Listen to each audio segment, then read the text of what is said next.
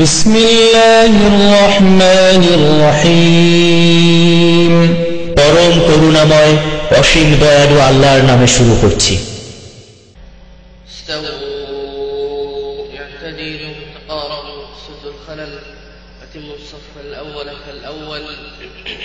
আসসালামু আলাইকুম ওয়া রাহমাতুল্লাহি ওয়া বারাকাতুহু।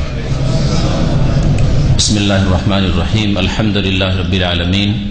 والصلاة والسلام على سيد المرسلين نبينا محمد وعلى آله وصحبه أجمعين ومن تبعهم بإحسان إلى يوم الدين. أما بعد فقد قال المؤلف رحمه الله تعالى وعن أبي هريرة رضي الله عنه قال كان رسول الله صلى الله عليه وسلم إذا فرغ من قراءة أم القرآن رفع صوته وقال آمين. رواه الدارقطني وحسنه والحاكم والصحاح.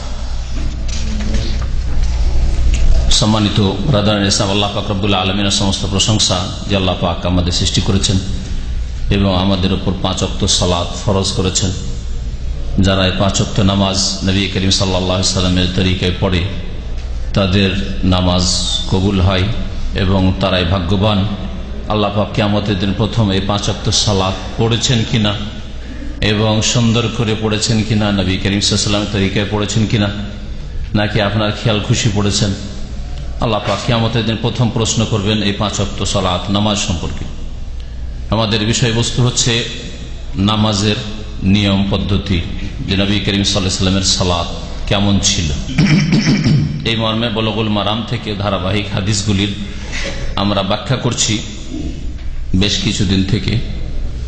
আজকের বিষয়বস্তু শুরু হবে আমিন থেকে। আমিন বলা ইমামের এবং মুক্তাদির সূরা ফাতিহার পরে। এই মর্মে লেখক একটি হাদিস নিয়ে এসেছেন, এছাড়াও বেশ কিছু হাদিস রয়েছে।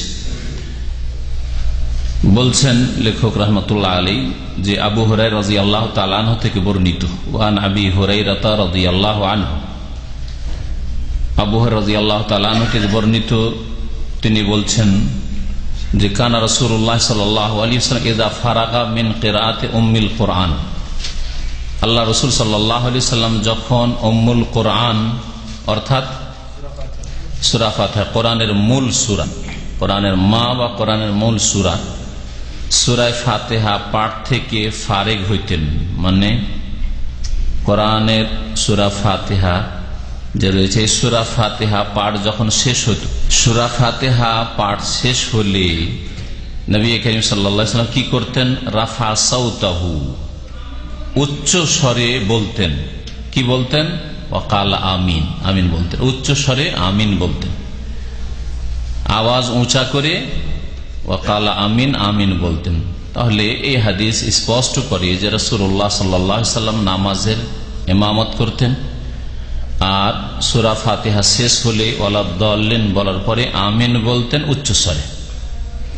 ইমামের উচ্চস্বরে আমিন বলা এই হাদিস দ্বারা প্রমাণিত হয়। রাওয়াহু দারাকুতনি, হাদিসটি ইমাম দারাকুতনি তার সুনান নামক কিতাবে, সুনানে দারাকুতনি একটি হাদিসের কিতাব, তাতে বর্ণনা করেছেন এবং তিনি হাদিসটিকে হাসান বলেছেন। ওয়াল হাকিম, ইমাম হাকিমও হাদিসটিকে বর্ণনা করেছেন, ওয়াসাহাহু, হাদিসটিকে সহিহ বলেছেন। আর ইমাম হাকিম তার কিতাবে যতগুলি হাদিস, মুস্তাদরাক, আল মুস্তাদরাক নামক কিতাবে যে হাদিসগুলি সংকলন করেছেন সেগুলি সম্পর্কে তিনি এই বিশ্বাস রাখেন যে এই হাদিসগুলি সবগুলি ইমাম বুখারী এবং মুসলিমের শর্তে অথবা তাদের দুই ইমামের এক ইমামের শর্ত মোতাবেক, আর সেই শর্ত মোতাবেক হওয়া সত্ত্বেও যেহেতু বুখারী মুসলিমে আসেনি সেগুলি আমি সংকলন করলাম। এই জন্য এই কিতাবের নামই হচ্ছে আল মুস্তাদরাক, মানে যা ছুটে গেছে ইমাম বুখারী থেকে এবং মুসলিম থেকে অথচ তাদের শর্ত মাফিক ছিল, সেগুলিকে আমি সংকলন করেছি। তো এই হাদিসটি কমের পক্ষে হাসান, সহিহ বলেছেন ইমাম হাকিম, আর অন্যান্যরা অনেকে হাসান বলেছেন। কমপক্ষে হাদিসটি হাসান মানে আমলযোগ্য। আমিন মানে কি, প্রথম এটা জানা যাক। আমিন মানে কি বুঝেন আপনারা? আমিন শব্দটি হচ্ছে ইসম, কিন্তু তার অর্থ হচ্ছে ফেলের, ক্রিয়ার, আমরের ফেলের। এরকম কিছু গ্রামারে ইসম আছে যেগুলোকে আসমায়ে আফআল বলা হয়। আসমা আবার আফআল, মানে ইসিম আবার ফেল। আসমা ইসমের বহু বচন আর আফআল ফেলের বহু বচন। তো আসমায়ে আফআল বলা হয়, যে কোনো গ্রামারের কিতাবে আছে, নাহুর কিতাবে। এর মানে হচ্ছে শব্দগুলি হচ্ছে ইসম নাউন, কিন্তু অর্থ হচ্ছে ক্রিয়ার, ফেলের, ভার্বের। আমিন আসলে ইসম, কিন্তু ওর অর্থ হচ্ছে ইস্তাজিব, মানে কবুল করো। আল্লাহুম্মা ইস্তাজিব, হে আল্লাহ কবুল করো, এটা হচ্ছে আমিনের অর্থ। তো আমিন তাহলে দোয়া, আমিন হচ্ছে দোয়া। সূরা ফাতিহা যেহেতু দোয়া, আর দোয়ার সমাপ্তিতে আল্লাহ কবুল করো এ কথা বলা সুন্নাত, সেই জন্য সূরা ফাতিহার শেষে আমিন বলা সুন্নাত। ইমামেরও আমিন বলা সুন্নাত, আর মুক্তাদির আমিন বলা সুন্নাত। বরং যে কোনো সময় যে কোনো দোয়া শুনলে আমিন বলা সুন্নাত। আল্লাহ তুমি আমাদেরকে সুস্থ রাখো, আল্লাহ আমাদের হেফাজত করো, কি বলবেন? আমিন। আল্লাহ তুমি কবুল করো। এই ছিল একটি হাদিস। আর তারপরে আরেকটি হাদিস লেখক বা সংকলক সংক্ষেপ করে দিয়েছেন, ওয়ালি আবি দাউদ ওয়া তিরমিজি মিন হাদিসে ওয়াইল ইবনে হুজরিন নাহওহু। আর আবু দাউদে আছে, মানে সোনানে আবু দাউদে, ও তিরমিজি, ইমাম তিরমিজির জামে তিরমিজি বা সোনানে তিরমিজি, দুটোই নাম বলা হয় এই কিতাবের। ইমাম তিরমিজির যে সংকলনকৃত হাদিসের কিতাব সোনানে তিরমিজি বা জামে তিরমিজি, তাতেও আছে বর্ণনাকারী সাহাবী হচ্ছেন ওয়াইল বিন হুজর রাদিয়াল্লাহু তাআলা আনহু, যিনি নবী করিম সাল্লাল্লাহু আলাইহি ওয়াসাল্লামের সালাত সম্পর্কে বর্ণনা করেছেন নাহবহু, তার মতোই, মানে আগের হাদিসটার অনুরূপ। নাহবহু মানে তার মতো, মানে তাতে আছে কি যে উচ্চ স্বরে আমিন বললেন, রাফা সাউতাহু। আর এই হাদিসটাতে আছে জাহারা বিহা সাউতাহু বা জাহারা বে আমিন, আমিনটা জেহেরি করে বললেন, সিররি করে, মনে মনে নাই, জোরে বললেন। এই হাদিসটি হচ্ছে সহিহ, এই হাদিসটি হচ্ছে সহিহ। ইমাম হাফিজ ইবনে হাজার রাহমাতুল্লাহ আলাইহি তার একটি কিতাব রয়েছে তালখিসুল হাবির, তাখরিজের কিতাব, তাতে লিখেছেন এই হাদিসটি তিরমিজিতে আছে, আবু দাউদ আছে, দারকুতনিতে আছে, ইবনে হিব্বানে আছে। আবু দাউদ আছে রাফা বিহা সাউতাহু। হাদিসটিকে ইমাম দারকুতনি রাহমাতুল্লাহ আলাইহি সহিহ বলেছেন।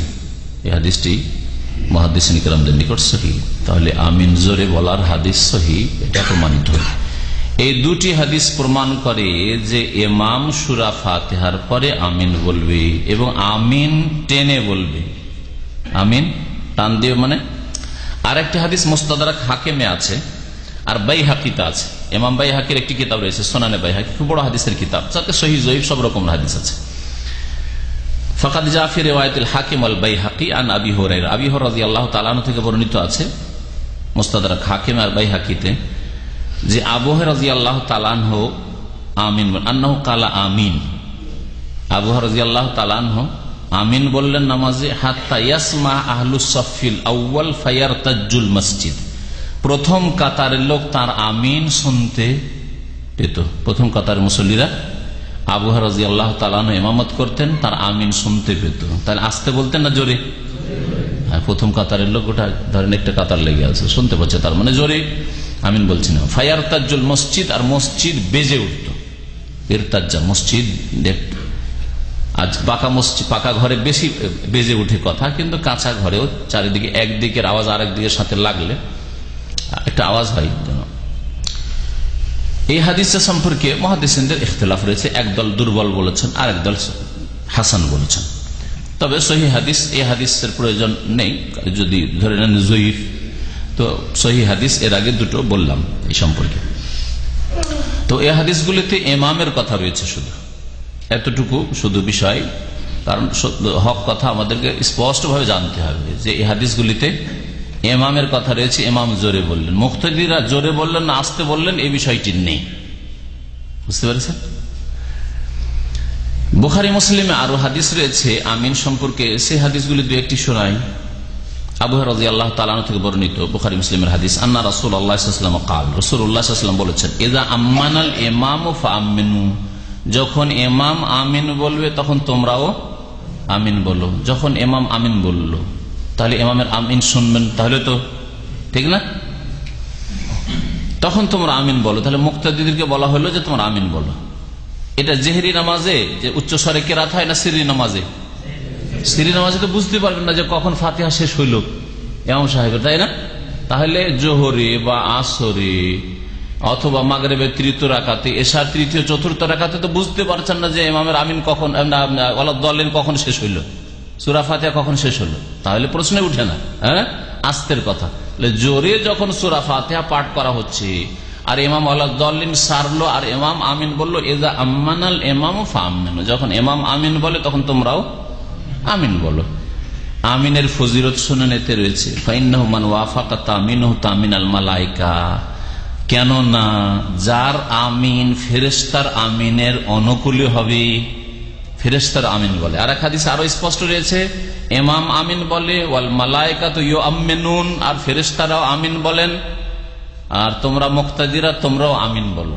তাহলে ইমামের আমিন, ফেরেশতার আমিন, আর তোমাদের আমিন ফেরেশতার আমিনের অনুকূলে হইল, মানে একই সময়ে হইল, সময়ের দিক থেকে অনুকূলে হওয়া।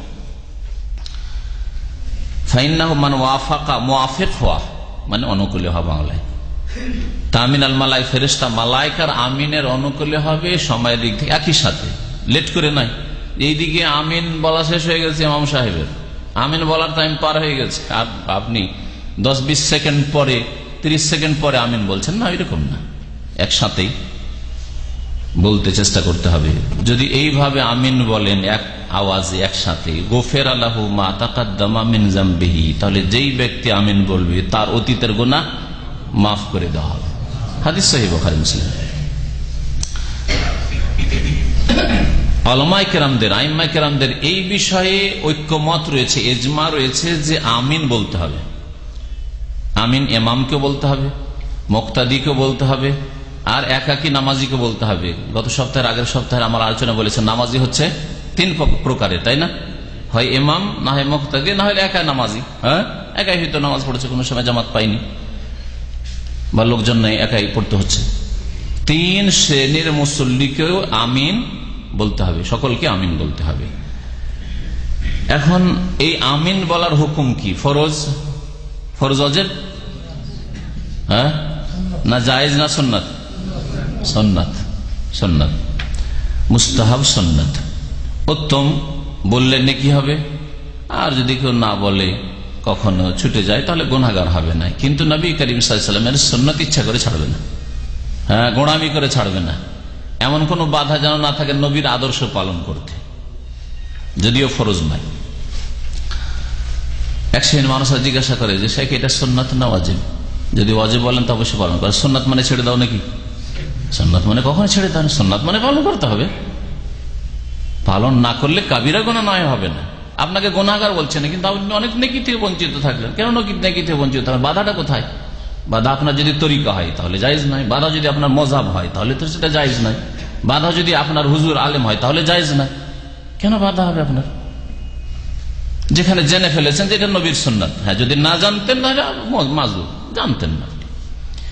তাহলে উলামায়ে কেরামদের ঐক্যমত যে আমিন বলতে হবে, জোরে না আসতো এটা পরে ইখতিলাফ আছে সেখানে, কিন্তু আমিন বলতে হবে, এতে সবাই একমত।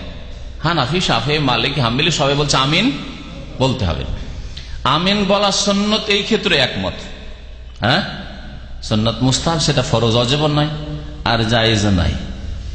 জায়েজ মানে শুধু জায়েজ, নেকিও নেই গুনাহ নেই, ঠিক না? গরুর গোশত খাওয়া জায়েজ, নেকিরও কাজ না, গুনাহরও কাজ না, ঠিক না? সুন্নাত মুস্তাহাব। এখন ইখতিলাফ, মতবিরোধ রয়েছে ফিল জাহরি বিহি ওয়াল ইসরার, জোরে বলবেন না আস্তে বলবেন। হানাফিরা আর মালিকিরা এরা আস্তে বলা কি মুস্তাহাব মনে করে, পক্ষান্তরে শাফিঈরা আর হানাবিলা আর মুহাদ্দিসিনে কেরাম, আহলে হাদিসরা তারা বলে জোরে বলে সুন্নাত। আর জোরে বলার হাদিসগুলি শুনলেন। জোরে বলবেন কোন নামাজে? জেহরি নামাজে জোরে তেলাওয়াত, সেজন্য জোরে। দোয়াটা জোরে হইল সূরা ফাতিহা দোয়া, আর সূরা ফাতিহা যখন জোরে পাঠ হইলো তখন আপনার আমিনটাও জোরে হবে, উচ্চস্বরে হবে। আর যখন মনে মনে নামাজ হচ্ছে, জোহর নামাজ, আসর নামাজ, মনে মনে সূরা ফাতিহা পড়লেন, মনে মনে আমিন বলবেন, ওখানে আমিন বলা সুন্নাত, কিন্তু আমিন মনে মনে বলবেন, কারণ আপনার দোয়াই মনে মনে হয়েছে। এছাড়া ইমাম বুখারী রাহমাতুল্লাহ আলাইহি, বুখারী বাংলায় অনুবাদ আপনাদের অনেকের কাছে আছে, যদি নামাজের অধ্যায়টা থাকে, তিনি কিছু আসার মানে সাহাবায়ে কেরামদের আমল উল্লেখ করেছেন। সাহাবী, প্রখ্যাত সাহাবী এবং খলিফা আব্দুল্লাহ বিন জুবাইর রাদিয়াল্লাহু তাআলা আনহু, মক্কার খলিফা ছিলেন মক্কার, মানে মক্কার শুধু নয়, মক্কায় তার রাজধানী ছিল। এবং বানু উমাইয়ার জুলম অত্যাচারের যুগে তিনি তাদের জুলম অত্যাচার অপছন্দ করে তিনি খেলাফত কায়েম করেছিলেন। আর অধিকাংশ সাহাবায়ে কেরামরা আব্দুল্লাহ বিন জুবাইরকে সমর্থন দিয়েছিল, কারণ এইদিকে ছিল জালেম বানু উমাইয়ারা। মুআবিয়া রাদিয়াল্লাহু তাআলা আনহুর পরেই জুলম শুরু হয়ে গেছিল তাদের মধ্যে। এই হচ্ছে বানু উমাইয়াদের যুগ শুরু। মুআবিয়া রাদিয়াল্লাহু তাআলা আনহু থেকে, তিনি সাহাবী ছিলেন, তার যুগে তেমন জুলম ছিল না, কিন্তু তার পরের যুগে জুলম আর স্বজন প্রীতি আর শোষণ ইত্যাদি শুরু হয়েছিল। 132 পর্যন্ত এই চলেছিল। তারপরে আর এক খেলাফত আসলে আব্বাসী বংশের খেলাফত, তারা ছিল বড় ভোগবিলাসী, তারাও জালেম ছিল। তো এই জুলমের সিলসিলা খেলাফতের রাশেদার পরে প্রায় শুরু হয়েছিল। তো এই জুলমের যুগে আব্দুল্লাহ বিন জুবাইর রাদিয়াল্লাহু তাআলা আনহু খলিফা ছিলেন, এবং তিনি যেহেতু তাদের মধ্যে সবচাইতে ভালো ছিলেন, এর জন্য সাহাবায়ে কেরামরা, নেক তাবেঈনরা তারা সকলে সমর্থন দিয়েছিলেন আব্দুল্লাহ বিন জুবাইরের খেলাফতকে। যাই হোক, জালেমরা তাকে শহীদ করেছিল আল্লাহর ঘরের কাছে, কাবার কাছে। এই আব্দুল্লাহ বিন জুবাইর রাদিয়াল্লাহু তাআলা আনহু মক্কায় ইমামত করতেন। তখনকার যুগে খলিফারা ইমামত করতেন। তখনকার যুগে দিন দুনিয়া পৃথক ছিল না, ইসলামিক শিক্ষা আর দুনিয়ার শিক্ষা আলাদা ছিল না, যেটা সেকুলারিজম আজকে শুরু হয়েছে মুসলিম দেশগুলিতে। আলহামদুলিল্লাহ, সৌদি আরবে শুধু দুনিয়া শিখেন আর দিন শিখেন, যার নাম মাদ্রাসা ওর নামই স্কুল, তাই না? কিন্তু বাংলাদেশে, পাকিস্তানে আর অন্য মুসলিম দেশে দিন শিখো মানে তুই মসজিদে শিখো, আর না হলে ওই যেগুলো কমি মাদ্রাসা সেগুলোতে শিখো। হ্যাঁ, আর যদি দুনিয়া শিখো তাহলে স্কুল, কলেজ, ইউনিভার্সিটি, ওখানে ইসলাম সম্পর্কে জিরো, কিছু শিখতে পারবে না। এটা ইসলাম না, এটা হচ্ছে ধর্ম নিরপেক্ষতা, ধর্মকে উপেক্ষা করা, যা একজন মুসলিমের জন্য হারাম। দিন দুনিয়া যতদিন পর্যন্ত একসাথে ছিল, যিনি দেশের খলিফা তিনি মসজিদের ইমাম, মসজিদের খলিফা, ততদিন পর্যন্ত মুসলিম জাতি নেতৃত্বে ছিল, সম্মানিত ছিল। আর যখন তারা দিন দুনিয়াকে ভাগ করে দিয়েছে, যে দুনিয়ার নেতা আলাদা আর মসজিদের নেতা আলাদা, তখন আল্লাহ পাক এই জাতিকে লাঞ্ছিত করে দিয়েছে। তো বলছিলাম যে ইমাম বুখারী রাহমাতুল্লাহ আলাইহি বলছেন যে আম্মানা ইবনু জুবাইর, আব্দুল্লাহ বিন জুবাইর রাদিয়াল্লাহু তাআলা আনহু আমিন বলতেন, আমিন বলতেন, এমন ভাবে আমিন বলতেন যে মসজিদে হারাম বেজে উঠত। হাত্তা আন্না লিল মসজিদে লালাজ্জাতান, মসজিদ বেজে উঠত। তো আমিন জোরে বলা হচ্ছে মুস্তাহাব, সুন্নাত। আর পক্ষান্তরে যারা আমিনকে আস্তে বলতে বলছে যে আমিন মনে মনে বলতে হবে, যদিও সূরা ফাতিহা জোরে পড়া হচ্ছে, তাদের শুধু একটি যুক্তি, সেটা হচ্ছে দোয়া মনে মনে করা ভালো। আম আয়াত, সাধারণ আয়াতকে তারা এখানে ফিট করে সহিহ হাদিস থাকতে। আল্লাহ বলছেন উদু রাব্বাকুম তাদাররুআন ওয়া খুফিয়া, এই আয়াত পেশ করে তোমরা তোমাদের রবের কাছে দোয়া করো, তাদাররুআন মানে একগুরু চিত্তে, ওয়া খুফিয়া আর আস্তে আস্তে মনে মনে। সুতরাং আমিন আমরা আস্তে বলবো, নবীর হাদিস গঠিত। নবী সাল্লাল্লাহু আলাইহি ওয়াসাল্লাম এই আয়াত বুঝলেন না, সাহাবায়ে কেরামরা এই আয়াত তাদের সামনে নজরে ছিল না, বুঝতে পারছেন? তাহলে আয়াত হাদিসের সমন্বয় করতে হবে। আসল হচ্ছে দোয়ার ক্ষেত্রে দোয়া চিৎকার করে জোরে না বলে দোয়া আস্তে আস্তেই করা, পাশের লোকে ডিস্টার্ব না হয়, লোক দেখানো রিয়াকারী না হয়, আপনি আপনার দোয়া মনে মনে করেন। আপনি দোয়া করছেন মসজিদ আর সবাই শুনছে আল্লাহ আমার গুনাহ খাতা মাফ করুন, না মনে মনে করেন। কিন্তু যেখানে নবী করিম সাল্লাল্লাহু আলাইহি ওয়াসাল্লাম সাহাবায়ে কেরামরা তাদের আমল দিয়ে প্রমাণ করে দিয়েছেন যে সূরা ফাতিহা যখন জোরে পড়া হইল তখন জোরে আমিন বলল, তখন সেটা হলো খাস বিষয়। এই ক্ষেত্রে আম আয়াত পেশ করে দিবেন আর হাদিসগুলিকে একেবারে উপেক্ষা করে দিবেন, এটা মোটেই উচিত নয়। এই ছিল আমিন সম্পর্কে সংক্ষিপ্ত কথা। আর মুক্তাদিদের আমিন সম্পর্কে বেশ কিছু হাদিস রয়েছে, যে হাদিসগুলি সহিহ না জয়ীফ না হাসান এই সম্পর্কে দ্বিমত আছে। সেগুলি হাদিস সম্পর্কে আমাদের বিস্তারিত জানা প্রয়োজন নেই। এতটুকু যথেষ্ট যে আমিন জোরে বলেছেন নবী সাল্লাল্লাহু আলাইহি ওয়াসাল্লাম, সাহাবায়ে কেরামরা, আর ইমামকে অনুসরণ করবে মুক্তাদিরা, সুতরাং তারাও জোরে আমিন বলবে। এটা হচ্ছে জেহরি কেরাতে সুন্নাত। আল্লামা নাসিরুদ্দিন আলবানী রাহমাতুল্লাহর ফতোয়া এখানে ভিন্ন। দুটো দলের কথা বললাম না, এক দল আস্তে আমিন বলতে বলছে, আর এক দল জোরে বলা সুন্নাত বলছে।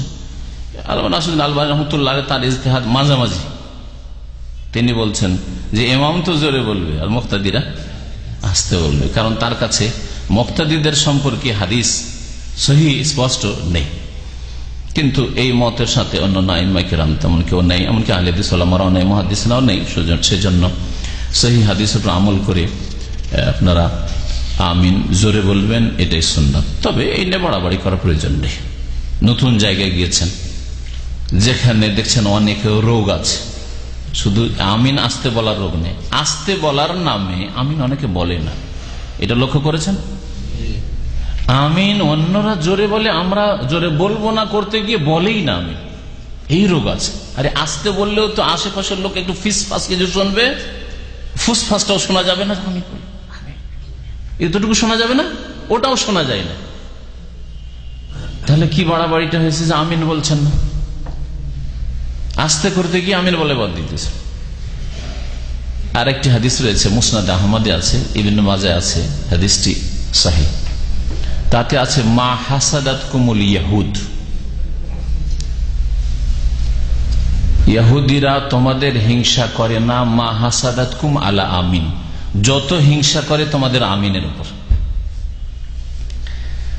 ইহুদিরা যদি আমিন শুনে মুসলিমদের কাছে, তো তাদের গায়ের জ্বালা হয়ে যায়, হিংসা হয়ে যায়, মানে গায়ের জ্বালা হয়ে যায়, বরদাস্ত করতে পারে না। এটা নবী কারীম সাল্লাল্লাহু আলাইহি ওয়াসাল্লামের সহিহ হাদিস। কেন? এর রহস্যটা কি? এর রহস্য হচ্ছে সূরা ফাতিহা দোয়া, তাই না?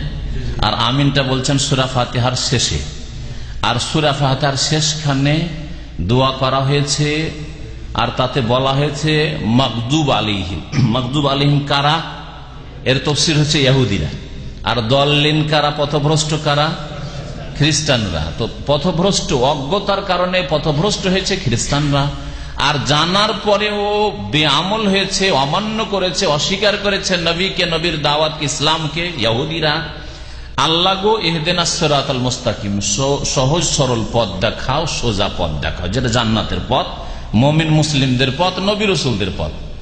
সিরাতাল লাযিনা আনআমতা আলাইহিম, পুরস্কৃতদের পথ দেখাও, যাদের উপর তুমি পুরস্কার করেছো। গায়রিল মাগদুব আলাইহিম, যারা গজব প্রাপ্ত, আল্লাহ তোমার গজব হয়েছে, ক্রোধ হয়েছে, অভিশাপ হয়েছে, তাদের পথে নিয়ে যান, অর্থাৎ ইহুদিদের পথে নয়। ওয়ালাদ-দাল্লিন, আর গোমরা পথভ্রষ্টদের পথেও নয়। এইদিকে গজব প্রাপ্ত ইহুদিরা, আর এইদিকে হচ্ছে পথভ্রষ্ট গোমরা খ্রিস্টানরা, তাদের পথে নিয়ে যান, সোজা পথে আল্লাহ তুমি চালাই, ওই দোয়া করলেন। তারপর আমিন বলছেন, গায়ের জ্বালা ইহুদির হবে না? যে তাহলে তো মুসলিমরা আমাদেরকে অনুকরণ করতে চাই না, আমাদের পথে চলতে চায় না, আমাদের সংস্কৃতি সভ্যতা নিতে চায় না, আমাদের সুদি কারবার নিতে চায় না, হ্যাঁ, আমাদের থিওরি নিতে চায় না, আমাদের ভালোবাসা দিবস নিতে চায় না, আমাদের ক্রিসমাস নিতে চায় না, ঠিক না? কারণ সবাই পছন্দ করে যে তাদেরকে অনুকরণ করুক, আর কাফেররা তাই পছন্দ করে। আল্লাহ বলছেন তারা পছন্দ করে যে তোমরাও যেন কাফের হয়ে যাও, তারা কাফের হয়েছে, আর তারপরে তাদের সমান হয়ে যাও, তারা জাহান্নামী তোমরাও জাহান্নামী হয়ে যাও, এটা তো চাই তারা জীবনের। এই জন্য প্রত্যেকটি ক্ষেত্রে আল্লাহর দিনের যারা শত্রু, বিজাতি, তাদের বিরোধিতা করতে বলা হয়েছে। এই জন্য ভালোবাসা দিবস হারাম, এই জন্য কোন দিবস উৎসব করা, ঈদ উল ফিতর, ঈদ উল আজহা ছাড়া অন্য কোন দিবস পালন করা হারাম, কোন মুসলিমের জন্য জায়েজ নয়। কারণ ওতে খুশি হবে, ইহুদি খুশি হবে, খ্রিস্টান খুশি হবে, মুশরিক পত্তলিক খুশি হবে। তো আমিন সূরা ফাতিহার পরে বললে ইহুদিদের গায়ের জ্বালা হয়, বড়ই হিংসায় জ্বলে উঠে। এই জন্য আপনি একজন মুসলিম হয়েও যদি আপনার মসজিদে আমিন কেউ জোরে বলে আর গায়ের জ্বালা হয়ে যায়, তো ইহুদি চরিত্র হলো না। আল্লাহ যেন বুঝার তৌফিক দান করেন, আর ইসলাহ করার তৌফিক দান করেন, কোরআন এবং হাদিসের দিকে ফেরার যেন আল্লাহ পাক তৌফিক দান করেন। তবে যারা আমিন জোরে বলার কথা জানলেন যে এটা সহি, বা জেনেছেন এর আগে যে এটাই সহি, যেখানে দেখবেন যে এর চাইতে বড় বড় রোগ আছে, আমিন বলছে না বা আসতে বলছে, এটা একটা সুন্নতের খেলাফ কাজ, মুস্তাহাব কাজ, একটা ভালো কাজ ছাড়লো না। এর চাইতে বড় রোগ আছে মিলাদের বিদাত, হ্যাঁ, কেয়ামের বিদাত, কবর মাজার পূজার বিদাত, পীর ধরার বিদাত, হ্যাঁ, আরো বলেন শবে বরাত হালুয়া রুটির বিদাত, নামাইতে পড়ার বিদাত, ইফতারে তো বেহাজ আল ইমাম পড়ার বিদাত, মোনাজাতের বিদাত, বহু বিদাতে ভরা। তাহলে সেখানে আমিন জোরে বলিয়েন না। এখন বড় বড় রোগগুলির চিকিৎসা করুন। একজন রোগী যখন ডাক্তারের কাছে আসে, শারীরিক দিক থেকে রোগী, তার চিকিৎসা ডাক্তার যেমন কৌশলের সাথে করে, অনেকগুলি রোগ একসাথে, এতগুলি রোগের ওষুধ দেওয়া সম্ভব নয়। জান, যেই রোগগুলিতে আপনার প্রাণ নাশ হওয়ার ভয় আছে সেই রোগের চিকিৎসা আজকে নিয়ে যান, 2-4-10 দিন খান, 1 সপ্তাহ খান, আবার আসেন, তখন দেখবে যে হ্যাঁ 2-4টা রোগ সেরেছে, বাকি রোগগুলি তখন চিকিৎসা দেওয়া হবে। আপনি রুহের আত্মার চিকিৎসক, একজন দায়ী যে দাওয়াতের কাজ করবেন, ওখানে হিকমত অবলম্বন করে বড় বড় রোগ আছে আর ছোটখাটো মাসলা উঠিয়ে দিয়ে আপনার বড় রোগগুলি সারাইতে পারলেন না, জানাজার 1 সালাম না 2 সালাম, ওই ঝামেলাতে ফেসে গেলেন, অথচ এটা এমন কোনো ব্যাপারই ছিল না। আমিন জোরে না আসতে এই সুন্নতের মাসলায় ফেসে গেলেন, অথচ শিরক বিদআত তাদের আকীদায় ভরা আছে। আল্লাহ কোথায় আল্লাহ জানে না, আল্লাহ সম্পর্কে ভুল জানা থাকে। আল্লাহ পাক রব্বুল আলামিনের সিফাত গুণাবলী অস্বীকার করে। আল্লাহর হাত নেই, আল্লাহর পা নেই, আল্লাহর চোখ নেই, আল্লাহ কিছুই নেই, ঘোড়া তার সবই আছে, আল্লাহর কিছুই নেই। অথচ আল্লাহ কোরআনে বলছেন তাবারাকাল্লাযী বিয়াদিহিল মুলক, আল্লাহর হাতের কথা বলছে। ওয়ায়াবকা ওয়াজহু রাব্বিকা, রবের ওয়াজহ চেহারা ফেসের কথা আল্লাহ বলছে। তাহলে কোরআন সম্পর্কে তারা জ্ঞান রাখে না। আর সূরা ফাতিহা তো ফরজের ব্যাপার, এই আমিনের মাসলা আর রফেদানের মাসলা দিয়ে বিশেষ করে গায়ের জ্বালা হয়। আপনি যারা সুন্নত মোতাবেক নামাজ পড়ে তাদের এই দুটো কাজে, আমিন জোরে বলা আর রফুল এদান করলে তাদের গায়ের জ্বালা শুরু হয়ে যায়, আর আমিন জোরে বললে গায়ের জ্বালা শুরু হয়ে যায়। তো এই দুটোকে একটু ক্ষান্ত রেখে আমি অনেক বড় বড় আলেমদের কথাটাকে আমি নকল করছি, স্থগিত রাখেন, ক্যান্সেল করিয়েন না। স্থগিত রাখা বুঝেন, কিছুদিনের জন্য মকুফ রাখলেন, ঠিক আছে, ধীরে ধীরে এগুলো পরে আমার কোর্সে আজ কিন্তু পরে শুরু করবো। কিন্তু সারা জীবনটা ক্যান্সেল না, চেষ্টাই করলেন না, জানালেন না কমপক্ষে। ঠিক আছে, আমল করতে পারছেন না কিন্তু জানান। আরে শাহ ওলিউল্লাহ মুহাদ্দিস দেহলভী রহমতুল্লাহ আলাইহির তরিকা, হ্যাঁ, যে আপনার মোগল আমলে তার যে তরিকা ছিল দিল্লিতে, যে অখণ্ড ভারতের রাজধানীতে, সেই তরিকা তো অবলম্বন করেন। তিনি নিজে কোনোদিন রফুল এদান করতে পারেন, নিজে হয়তো আমিন জোরে বলতে পারেননি, কিন্তু তার কিতাব হুজ্জাতুল্লাহুল বালেগায় আর তার কিতাব আল ইনসাফ, তার এইরকম বহু কিতাবে তিনি স্পষ্ট করে গেছেন যে রফুল এদান করাটাই বেশি ভালো, আমিন জোরে বলাটাই সুন্নাত, হ্যাঁ, ইত্যাদি ইত্যাদি লিখে গেছেন, মানুষকে জানিয়ে দিয়ে গেছেন জাতিকে। কমপক্ষে যদি আমল করতে পারলাম না, বুঝতে পেরেছেন, কমপক্ষে এতটুকু করেন। আপনি গ্রামের লোকে, এলাকার লোকে জানান, যারা শিক্ষিত মানুষ, জ্ঞানী মানুষ, চিন্তাশীল মানুষ, বুঝার চেষ্টা করে, যুবকরা এখন সজাগ হয়ে আছে, তাদের কিছু জানান যে দেখেন আমিন কিন্তু জোরে বলে সুন্নত, রফুল এদান করাটাই সুন্নত, এটা মনসুখ রহিত নাই।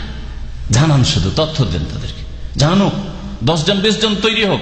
একটা মসজিদে আপনি একা আমিন না বললে, একা রফুল এদান না করে, যখন 10-20 জন রফুল এদান করা শুরু করবে, আমিন জোরে বলা শুরু করবে, তখন যারা সুন্নতের খেলাফ নামাজ পড়ে কমপক্ষে আপনাদের সম্পর্কে কোন রকমের অসৎ উদ্দেশ্য করতে পারবে না।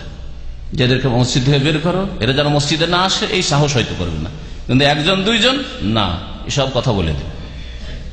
একটি সুন্নতের জন্য এমন শত্রু আপনার হয়ে যাবে, হিন্দুরও শত্রু না, বেনামাজিরও শত্রু। বেনামাজি বাইরে বসে আছে, কিচ্ছু বলবে না, কিন্তু রফুল এদান করেছে, মসজিদে বেরিয়ে যাবে, আশ্চর্য হয়ে যাবে না তুমি। বেনামাজি গান বাজনা বাজাচ্ছে বসে, উঠানে বসে, মসজিদের সামনে বসে, কিচ্ছু বলবে না ওদেরকে, কিন্তু আমিন জোরে কেন বললেন? খবরদার আমাদের মসজিদ আসবেন না। এই হলো মযহাবী গোঁড়ামি আমাদের দেশে। হিকমতের সাথে কাজ করবেন। বেশ কিছু সুন্নতকে স্থগিত রাখা যেতে পারে, এর মানে এই না যে আপনি সুন্নত অস্বীকারী। সুন্নত অস্বীকারী না, সুন্নতকে ভালোবাসেন, কিন্তু আমি সেই সুন্নতগুলিকে সময় সুযোগে পালন করব, এখন পারছি না। এর চাইতে বড় বড় রোগ জাতির আছে, সেই রোগ সারাইতে হবে। অন্ধত্ব আছে, অজ্ঞতা আছে, গোঁড়ামি আছে, সেগুলিকে সারাইতে হবে। নবী করিম সাল্লাল্লাহু আলাইহি সাল্লামের আদর্শ মানা যে ফরজ, এটাই জানে না। তরিকা মানা ফরজ, এটা জানে। মযহাব মানা ফরজ, এটা ভুল তথ্য জানে, কিন্তু নবীর আদর্শ মানা, নবীর হাদিস মানা ফরজ, কোথায় জানেন? তাহলে ওই মৌলিক বিষয়গুলি জানেন। নবী করিম সাল্লাল্লাহু আলাইহি ওয়াসাল্লামের হাদিসের সামনে শুধু নয়, সাহাবায়ে কেরামের আমলের সামনে ইমাম আবু হানিফা, শাফি, মালিক, আহমদ, যে কোন আলেমের কথা ছেড়ে দিতে হবে। এ কথা স্বয়ং তো ইমাম আবু হানিফা বলছেন, বলেন নাই? ইমাম আবু হানিফা তার ছাত্ররা জিজ্ঞেস করলেন যে ইযা কানা কাউলুকা ইউখালিফু কাউলাস সাহাবা, যদি আপনার কথা সাহাবায়ে কেরামের কথার বিরোধী হয় তো আমরা করব কি? কি বলেছিলেন? উতরুকু কওলি লিকাউলি সাহাবা, আমার কথা সাহাবায়ে কেরামের কথার সামনে ছেড়ে দিন। তার আগে ওরা জিজ্ঞাসা করেছে রাসূলের কথা যদি আপনার কথার বিরোধী হয়, আমার কথা কি রসুলের কথার সামনে যদি আমার কথা রসুলের কথার বিরোধী হয়, তাহলে এক জায়গায় তিনি বলেছেন ছেড়ে দিও, আর এক জায়গায় বলেছেন দেওয়ালের ওই পাশে ছুঁড়ে ফেলি। তাহলে আইম্মায়ে কেরাম তারা কোরআন সুন্নাহর অনুসারী ছিলেন। ইমাম আবু হানিফা, শাফি, মালিক, আহমদ রহমতুল্লাহ আলী আজমাইন, সমস্ত আইম্মায়ে কেরাম তারা কোরআন সুন্নাহর অনুসারী ছিলেন। কিন্তু ভক্তরা তাদের তরিকাকে বিকৃত করেছে, তাদের তরিকার অপব্যাখ্যা করেছে, তাদের নামে তারা নিজেরা মজহাব গড়েছে। ইমামরা কেউ মজহাব গড়েনি, তারা সকলে ইজতিহাদ করার পর বলে দিয়েছে আমাদের কথাগুলি কোরআন হাদিসের খেলাফ হলে ছেড়ে দেওয়া ফরজ তোমাদের জন্য। এই মর্মে যদি বাংলা ভাষায় জানতে হয় তো আল্লামা নাসির আলী রহমতুল্লাহ আলাইহি রাসূলুল্লাহ নামাজ, তাই না, এই বইটি বাংলায় অনুবাদ হয়ে আছে বাংলাদেশে। তার ভূমিকাতে বিস্তারিত কোটেশনগুলি পেশ করা হয়েছে 4 ইমামের। এছাড়া অনেক বই আছে। আল ইনসাফ যে বইটি বললাম, শাহরিউল্লাহ মুহাদ্দিস দেহলভী। নাসিরুদ্দিন আলবানী নাম শুনলে অনেকের গায়ে জ্বালা আবার হয়ে যায় বিদাতিতে, কিন্তু শাহরিউল্লাহ মুহাদ্দিস দেহলভীর নাম বলে গায়ে জ্বালা হয় না, কারণ তাদেরও শ্রদ্ধাভাজন তিনি, সকলের শ্রদ্ধাভাজন, ভারতের মুহাদ্দিস তিনি। তো শাহরিউল্লাহ মুহাদ্দিস দেহলভীকে তো আল ইনসাফ পড়েন, হুজ্জাতুল বালেগা পড়েন, যেটা দাওরা হাদিসে অনেক মাদ্রাসায় পড়া হয় ভারত, বাংলাদেশ, পাকিস্তানের। তাতে এই কথাগুলি আইম্মায়ে আরবার কথাগুলি রয়েছে যে 4 ইমাম কোরআন সুন্নাহর অনুসরণ করা ফরজ বলেছেন, আর আমাদের কথাগুলিকে বা আইম্মায়ে কেরামের কথাগুলিকে কোরআন হাদিসের সামনে যদি বিরোধী দেখো তাহলে ছুঁড়ে ফেলে দিয়ে বলেছেন। অন্ধ অনুকরণ কঠোরভাবে তারা নিষেধ করেছেন। যাই হোক, ফিরে আসে আমাদের হাদিসের দিকে। আর একটি বিষয় এখানে, সাহাবী আব্দুল্লাহ বিন আবি আওফা থেকে বর্ণিত হাদিস। ওয়ান আব্দুল্লাহ বিন আবি আওফা রাদিয়াল্লাহু আনহু قال جاء رجل الى النبي صلى الله عليه وسلم فقال اني لا استطيع ان اخذ من القران شيئا فعلمني ما يجزئني منه فقال قل سبحان الله والحمد لله ولا اله الا الله والله اكبر ولا حول ولا قوه الا بالله العلي العظيم الحديث رواه احمد وابو داود والنسائي وصححه ابن حبان والدارقطني والحاكم। আব্দুল্লাহ বিন আবি আওফা রাদিয়াল্লাহু তাআলা আনহু থেকে বর্ণিত, তিনি বলছেন যে একজন লোক নবী করিম সাল্লাল্লাহু আলাইহি সাল্লামের সামনে আসলো, এসে বলল ফাকাল ইন্নী লা আস্তাতিউ আন আখুযা মিনাল কুরআনি শাইআন, আমি কোরআনের কোনো কিছুই মুখস্থ করতে পারছি না, আমি কোরআনের কোনো কিছুই মুখস্থ করতে পারছি না। লা আস্তাতিউ আন আখুযা শাইআন মিনাল কুরআনি শাইআন, মুখস্থ করতে পারছে না, হয়তো তার স্মৃতি শক্তি নেই, এটাও হইতে পারে। আবার হইতে পারে যে এই নতুন নতুন মুসলমান হয়েছে, এখন আমার কিছু মুখস্থ নেই, এটা বুঝাতে চেয়েছেন। এমন নয় যে এক সপ্তাহ ধরে যদি সূরা ফাতিহা চেষ্টা করিতে হবে না, এমন হয়তো মানুষ পাওয়াই মুশকিল। কিন্তু এই যে মুসলমান হয়েছে, এখন ইসলাম গ্রহণ করেছে, আমি কিছুই জানি না কোরআনে কারীম, কিছু মুখস্থ নেই। ফাআল্লিমনি মা ইউজজিউনি মিনহু, সুতরাং আমাকে এমন কিছু শিখিয়ে দেন যা কোরআনে কারীমের বিকল্প হিসাবে আমার জন্য যথেষ্ট হয়। কোরআনে কারীমের যে সূরার তেলাওয়াত করতে হয়, সূরা ফাতিহা এবং তার সাথে কিছু আয়াত বা সূরা মিলানো, এর বিকল্প হিসাবে আমার জন্য যেটা যথেষ্ট হয়, কাজ চলা হয়, এমন কিছু বলে দেন। সুবহানাল্লাহ, নতুন মুসলিম, তারপরে বুঝতে পারছেন যে নামাজ ছাড়া কোনো উপায় নেই। সূরা ফাতিহা মুখস্থ থাক আর না থাক, সূরা ইখলাস মুখস্থ থাক আর না থাক, আমাকে নামাজ পড়তে হবে। আর আজকালকার মুসলিম, যদি কিছু মুখস্থ না থাকে তো বড় একটা বাহানা পেয়ে গেল, কিছু তো জানি না, মুখস্থিত নেই, কি নামাজ পড়বো, বাপ মা তো শেখায়নি, বাপ মার উপর সবকিছু দিল চাপিয়ে, দুনিয়ার সবই শিখতে পারলো, কফিলের কাছে বেতন নেওয়ার জন্য খামসমিয়া শিখে গেল, যে খামসমিয়া বাকি, একটা অক্ষর জানতো না, খামস মানে কি আর মিয়া মানে কি কিছুই জানতো না। আর দুটো যে একসাথে জয়েন্ট হয়েছে দিয়ে 500 হয়েছে তাও বুঝে না, কিন্তু এখানে পেটের গরজে সব শিখে গেল। আর সূরা ফাতিহা শিখার তৌফিক হলো না, আত্তাহিয়াত আর দরুদ শিখার তৌফিক হলো না, নামাজের দোয়া সূরা শিখার তৌফিক হলো না। আল্লাহ পাক মাফ করবেন? কখনো মাফ করবেন না। ফাকাল, নবী করিম সাল্লাল্লাহু আলাইহি ওয়াসাল্লাম এই ব্যক্তিকে বললেন, কুল, তুমি বলো সুবহানাল্লাহ। নামাজ যখন শুরু করে বলে সুবহানাল্লাহ, সানাও মুখস্থ নেই, আর কোরআন মুখস্থ নেই, তার মানে কি আপনি সুবহানাকা আল্লাহুম্মা ওয়া বিহামদিকা ওয়া তাবারাকা ইসমুকা ওয়া তাআলা জাদ্দুকা ওয়া লা ইলাহা ইল্লা মুখস্থ আছে? তাও মুখস্থ। আল্লাহু বাইদ বাইনি ওয়া বাইনা খাতায়া মুখস্থ আছে। ইন্নী ওয়াজ্জাহতু ওয়াজহিয়া লিল্লাযী ফাতারাস সামাওয়াতি মুখস্থ আছে। এটা যায় নামাজের দোয়া নয়, এটা সানার বিকল্প তাকবীর তাহরিমার পরে। আবার বলছি, কারণ অনেক নতুন ভাইরা হয়তো আসছেন, এর উপরে বিস্তারিত আলোচনা এর আগে হয়ে গেছে। নবী করিম সাল্লাল্লাহু আলাইহি ওয়াসাল্লাম বলছেন সুবহানাল্লাহ বলো। সুবহানাল্লাহ বলা সহজ, তাই না? আলহামদুলিল্লাহ বলো, লা ইলাহা ইল্লাল্লাহ বলো, আল্লাহু আকবার বলো, হ্যাঁ, ওয়ালা হাওলা ওয়ালা কুওয়াতা ইল্লা বিল্লাহ বলো। কয়টি বাক্য বললেন? সুবহানাল্লাহ, আলহামদুলিল্লাহ, লা ইলাহা ইল্লাল্লাহ, আল্লাহু আকবার, ওয়ালা হাওলা ওয়ালা কুওয়াতা ইল্লা বিল্লাহিল আলিয়্যিল আযীম। এগুলি বলো। এতটা যদি পুরো মুখস্থ না থাকে তো লা হাওলা ওয়ালা কুওয়াতা ইল্লা বিল্লাহ একটা নিয়ম মুসলিমের জন্য, বা একজন জন্মসূত্রে মুসলিম বাপ মা শিখায়নি, আর নামাজ ফরজ আমার উপর, নামাজ পড়তে হবে জানতে পেরেছে, সাথে সাথে নামাজ শুরু করবে, যা জানে তাই পড়বে, সুবহানাল্লাহ সুবহানাল্লাহ সুবহানাল্লাহ, আলহামদুলিল্লাহ, আল্লাহু আকবার আল্লাহু আকবার, তাই করে গোটা নামাজটাই পড়বে।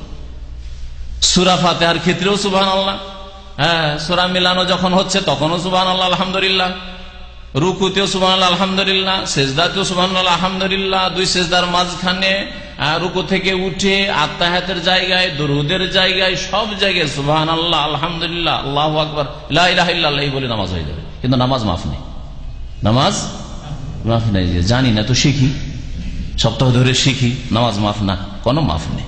এই জন্য আমাদের ইসলামিক সেন্টারগুলিতে যারা নতুন মুসলিম হয় সাথে সাথে উজু শিখিয়ে দিয়ে প্র্যাকটিক্যালে সাথে করে নামাজ পড়ানো হয়। কোথেকে শুরু হলো কোথায় শেষ হলো, নামাজ একজন সাথে নিয়ে তাকে নামাজ পড়িয়ে, ফরজের সময় হলে ফরজের সময়, না হলে ফরজের সময় যদি না, ধরো সকাল 9টার সময় মুসলিম হইতে আসলো, 2 রাকাত নামাজ পড়ে তাকে কমপক্ষে দেখিয়ে দেওয়া হইল যে শুরু হয় কোত্থেকে আর শেষ হয় কোথায় গিয়ে।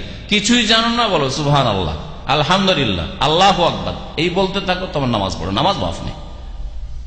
এটা কখনো বলা হয় না যে ঠিক আছে 2-4 দিন তুমি কোর্স করো, সূরা ফাতিহা মুখস্থ করো, কারণ সূরা ফাতিহা বিহীন তো নামাজ হয় না, তারপরে নামাজ শুরু করিও না। যদি এই অবস্থায় মরে যায় তার কুফরের অবস্থায় মরবে সে। হাদিসটি মুসনাদ আহমদে আছে, আবু দাউদে আছে, নাসাইতে আছে, ইমাম ইবনে হিব্বান হাদিসটিকে সহিহ বলেছেন, দারকুতনি হাকিমও সহিহ বলেছেন। হাদিস সহিহ এবং ইমাম মুসলিমের শর্ত মাফিক, মানে বড়ই বলিষ্ঠ সহিহ হাদিস। হাদিস থেকে স্পষ্ট বুঝতে পারলেন যে সূরা ফাতিহা পড়া যদিও নামাজের রুকুন ফরজ, যারা সূরা ফাতিহা মুখস্থ রাখে যদি না পড়ে নামাজ হয় না, বিস্তারিত আলোচনা এর পূর্বে হয়ে গেছে।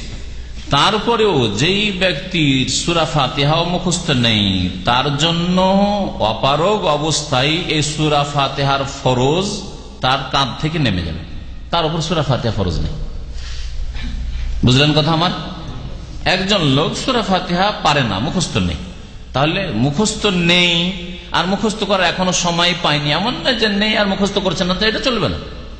একজন মুসলিমের ছেলে 18 বছর বয়স আর বলছে সূরা ফাতিহা আমার মুখস্থ নেই, এতদিন নামাজ হয়তো পড়তো না, আজকে নামাজ পড়া শুরু করেছে, হ্যাঁ ঠিক আছে, তোমাকে আজকে মুখস্থ করার চেষ্টা করো, আজকে না হলে কালকে একদিন, আল্লাহ একদিন 2 দিন 3 দিন ছাড়বেন, কিন্তু 1 সপ্তাহ চলে গেল আর সূরা ফাতিহা মুখস্থ হয় না, তো সুবহান আলহামদুলিল্লাহ দিয়ে নামাজ হবে না? এখানে হবে না, কিন্তু আজকেই নামাজ ধরেছে সে, হ্যাঁ ঠিক আছে, আজকে পর্যন্ত আল্লাহ মাফ করবেন, 1 দিন 2 দিন 3 দিন ঠিক আছে, 10 মিনিটও লাগে না সূরা ফাতিহা মুখস্থ করতে, ঠিক আছে 3 দিন সময় হয়তো আল্লাহ মাফ করতে পারে, তার বেশিও মাফ করে দিবেন নাকি? একটু যুক্তি তো আছে।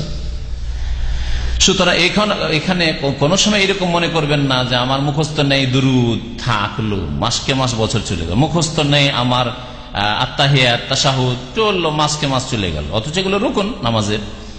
মুখস্থ নেই সূরা ফাতিহা, মুখস্থ নেই তাসবিহ রুকুর সেজদার, আর চললো 1 সপ্তাহ পার হয়ে চলে যাচ্ছে, মাস পার হয়ে চলে যাচ্ছে, না আল্লাহ মাফ করবেন না এই ক্ষেত্রে। যখন মানুষ কোনো কাজে অপারগ হয় তখন সেটা মাফ হয়ে যায়, এটা শরীয়তের একটা কায়দা মনে রাখবেন।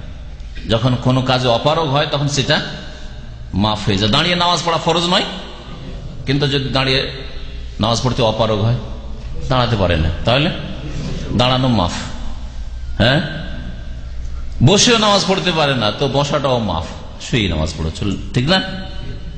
কিবলামুখী হইতেই পারে না, নামাজ পড়তে হবে।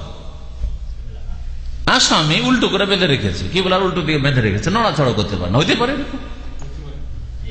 নামাজ মাফ নাকি? তাই নামাজ মাফ নেই। কাপড় খারাপ, আর আমাদের সাথে বেনামাজিদের সবগুলি কাপড় খারাপ থাকে। আমাদের দেশের বেনামাজিদের নামাজ না পড়ার অজুহাত হয়েছে কাপড় খারাপ। আমি এই জন্য মাঝে মাঝে বলি যে মহিলাদের তো 1 সপ্তাহ খারাপ থাকে, আর বেনামাজিদের সারা জীবনই খারাপ থাকে, এরা সারা জীবনই নাপাক থাকে।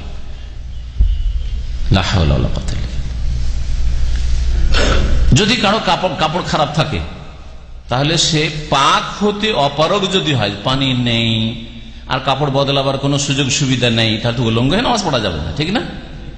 কাপড় থাকলে উলঙ্গ হয়ে নামাজ পড়া যাবে না। কাপড় যতক্ষণ আছে আপনাকে নাপাক কাপড় হইলেও আপনাকে সাতরে আওরাত লজ্জা স্থান আবৃত করতে হবে। কিন্তু কাপড় আছে নাপাক, কি করবেন? কাপড় খারাপ আছে, থাক, নামাজ পড়বো না, বাড়ি গিয়ে পড়বো, চলবে? একসাথে জোহর আসর মাগরিব একসাথে বাড়ি গিয়ে পড়ে নেবো রাত্রে, চলবে না? চলবে না। সুতরাং কোথাও গিয়ে মেহমান বাড়ি, বেনামাজিরা কোনো জায়গায় গেলে মেহমান হয়ে গেলে এইরকমই বলে। আর ছোটকালে আমি এরকম শুনেছি, এক লোক এসছে আমাদের বাড়িতে, আর আমার আব্বার নামাজে আমাদের চাইতে বড় শক্ত ছিল। তো এসে বলছে যে আমার মামা এলাকার লোক, রাস্ত মামা, গরু চুরি হয়েছে, বাংলাদেশ খুঁজতে গিয়েছিল, বর্ডার পারে, আমরা বর্ডারে বাড়ি ছিল আমাদের। তো এসছে, গরু চুরি হলে ওপারে নিয়ে গিয়ে আবার গরুর চোরগুলো রাখে আর ওগুলো আবার বিক্রি করে। ধরেন 50,000 গরু 30,000 20,000 পাওয়া যায়, 20,000 তো লাভ হইলো, যেন গরু আবার চোরের বাড়ি থেকে পয়সা দিয়ে ফিরিয়ে নিয়ে আসা হয়। এগুলো শুনেছে? বর্ডার এলাকায় আমরা জানি। হ্যাঁ, চোরের বাড়ি থেকে গিয়ে নিজের গরু দেখছে, কিছুই বলতে পারছে না, ওখানকার প্রশাসনের আশ্রয় নিলে কিছুই হবে না, তারাও ঘুষ খেয়ে বসে আছে। জি, চোরদের সাথে ওদেরও শেয়ার আছে, দরগা পুলিশের, কিচ্ছু হবে না বলে। তো এসছে জোহর অথবা আসরের সময়, আমার আব্বা বলছে নামাজ পড়তে আমরা যাচ্ছে, চলো নামাজ পড়তে, বলছে যে কাপড় ঠিক নেই। লোক বলছে কাপড় ঠিক নেই, অসুবিধা নেই, কাপড় দিচ্ছি। আমাকে বলছে লুঙ্গি এনে দে, তো লুঙ্গি এনে দে। জি, তো কথা হচ্ছে যে আল্লাহ পাক বেনামাজিদেরকে হেদায়েত করে। বেনামাজি অবস্থায় থাকলে কখনো আল্লাহ পাক নাজাত দেবেন না, কারণ কিয়ামতের প্রথম প্রশ্ন হবে নামাজ সম্পর্কে। মুসলিমদের যাদের তৌহিদ ঠিক আছে, শিরক কুফরিতে নেই। আর যদি শিরক কুফরি থাকে তাহলে ওখানে শেষ, আর নামাজের প্রশ্ন করবেন না। শিরক কুফরি দিয়ে তো চিরকালে জাহান্নামের হকদার হয়ে গেলেন, আবার নামাজের হিসাব নিকাশ নিয়ে তো আর লাভ নেই। নবী করিম সাল্লাল্লাহু আলাইহি সাল্লাম বলেছেন, ইজা আমারতুকুম বিআমরিন ফাতু মিনহু মাসতাতাতুম, তোমাদেরকে যদি কোনো নির্দেশ দান করি তাহলে যথাসাধ্য তোমরা তা পালন করো। আপনার সাধ্যে যতটা আছে ততটা করবেন। আপনার কাছে কাপড় আছে কিন্তু নাপাক, নাপাক কাপড়ে নামাজ পড়তে হবে, ওয়াক্তে নামাজ। যুদ্ধের মাঠে নামাজ বিলম্ব করা চলে না। টাইমে টাইমে সাহাবায়ে কেরামকে নিয়ে নবী করিম সাল্লাল্লাহু আলাইহি ওয়াসাল্লাম নামাজ পড়ছেন। একদল পাহারা দিচ্ছে কাফেরদের সামনে, ওইদিকে সেনাবাহিনী কাফেরদের তাকিয়ে আছে, সেজদায় গেলে আমরা হামলা করব। একদল ওখানে দাঁড়িয়ে পাহারা, আরেক দল নামাজ পড়ছে। 1 রাকাত 2 রাকাত হইলো, আরেক দল আসলো, এই দল গেল সামনে দাঁড়াইলো দুশমনদের, তখন আরেক দলকে নিয়ে নবী করিম সাল্লাল্লাহু আলাইহি ওয়াসাল্লাম নামাজ পড়ছেন। যুদ্ধের নামাজ নেই। সেখানে যেখানে বিলম্ব করা যাবে না, যে জোহরের নামাজ মাগরিবে পড়ে নেবে বাড়ি যে, বা রাত্রে যখন দুশমনরা ঘুমিয়ে যাবে তখন আমরা নামাজ পড়বো একসাথে, এরকম আছে ইসলামে? তাহলে কাপড় খারাপ, শরীর খারাপ, আর নামাজ এই জন্য পড়বেন না। পানি আছে, গোসল করেন, কাপড় বদলান। আর যদি পানি নেই, কাপড় পাক করতে পারছেন না, তাহলে সেই অবস্থায় ফাত্তাকুল্লাহ মাসতাতাতুম, কোরআনে কারীমের আরেকটি আয়াত শুনে, যথাসাধ্য তোমরা আল্লাহকে ভয় করো, তোমাদের ক্ষমতায় যতটা আছে ততটা আল্লাহকে ভয় করো। সেজদা করতে পারছেন না, দাঁড়িয়ে দাঁড়িয়ে চোখের ইশারায় নামাজ পড়তে, রুকু করতে পারছেন না, চোখের ইশারায় রুকু, চোখের ইশারায় সেজদা, নামাজ পড়তে। কিবলামুখী হতে পারছেন না, টাইম পার হয়ে চলে যাচ্ছে, বাসে আছেন আর বাস থামছেও না নামাজের টাইম। এমন নয় যে জোহর আসর জামা করতে দিচ্ছে, তাও হয়তো হচ্ছে না, বা ফজরের সূর্য উঠতে যাচ্ছে আর গাড়ি থামাতে পারছেন না, আপনি, আপনার হাতে নেই গাড়ির কন্ট্রোল, তাহলে আপনি ওই অবস্থায় কিবলার উল্টো দিকে ফাত্তাকুল্লাহ মাসতাতা, যথাসাধ্য আল্লাহকে ভয় করে টাইমে নামাজ পড়ুন। বলছিলাম যে যেসব ভাইরা এখনো বেশ কিছু জিনিস মুখস্থ রাখেন না, যেগুলি নামাজের মধ্যে বলা ফরজ, নামাজ মাফ নেই, নামাজ সবসময় পড়ে যেতে হবে এবং যত তাড়াতাড়ি সম্ভব সেগুলি মুখস্থ করার চেষ্টা করতে হবে। এই হাদিস প্রমাণ করে। এই হাদিস আরো প্রমাণ করে যে এই বাক্যগুলি কত ফজিলতপূর্ণ।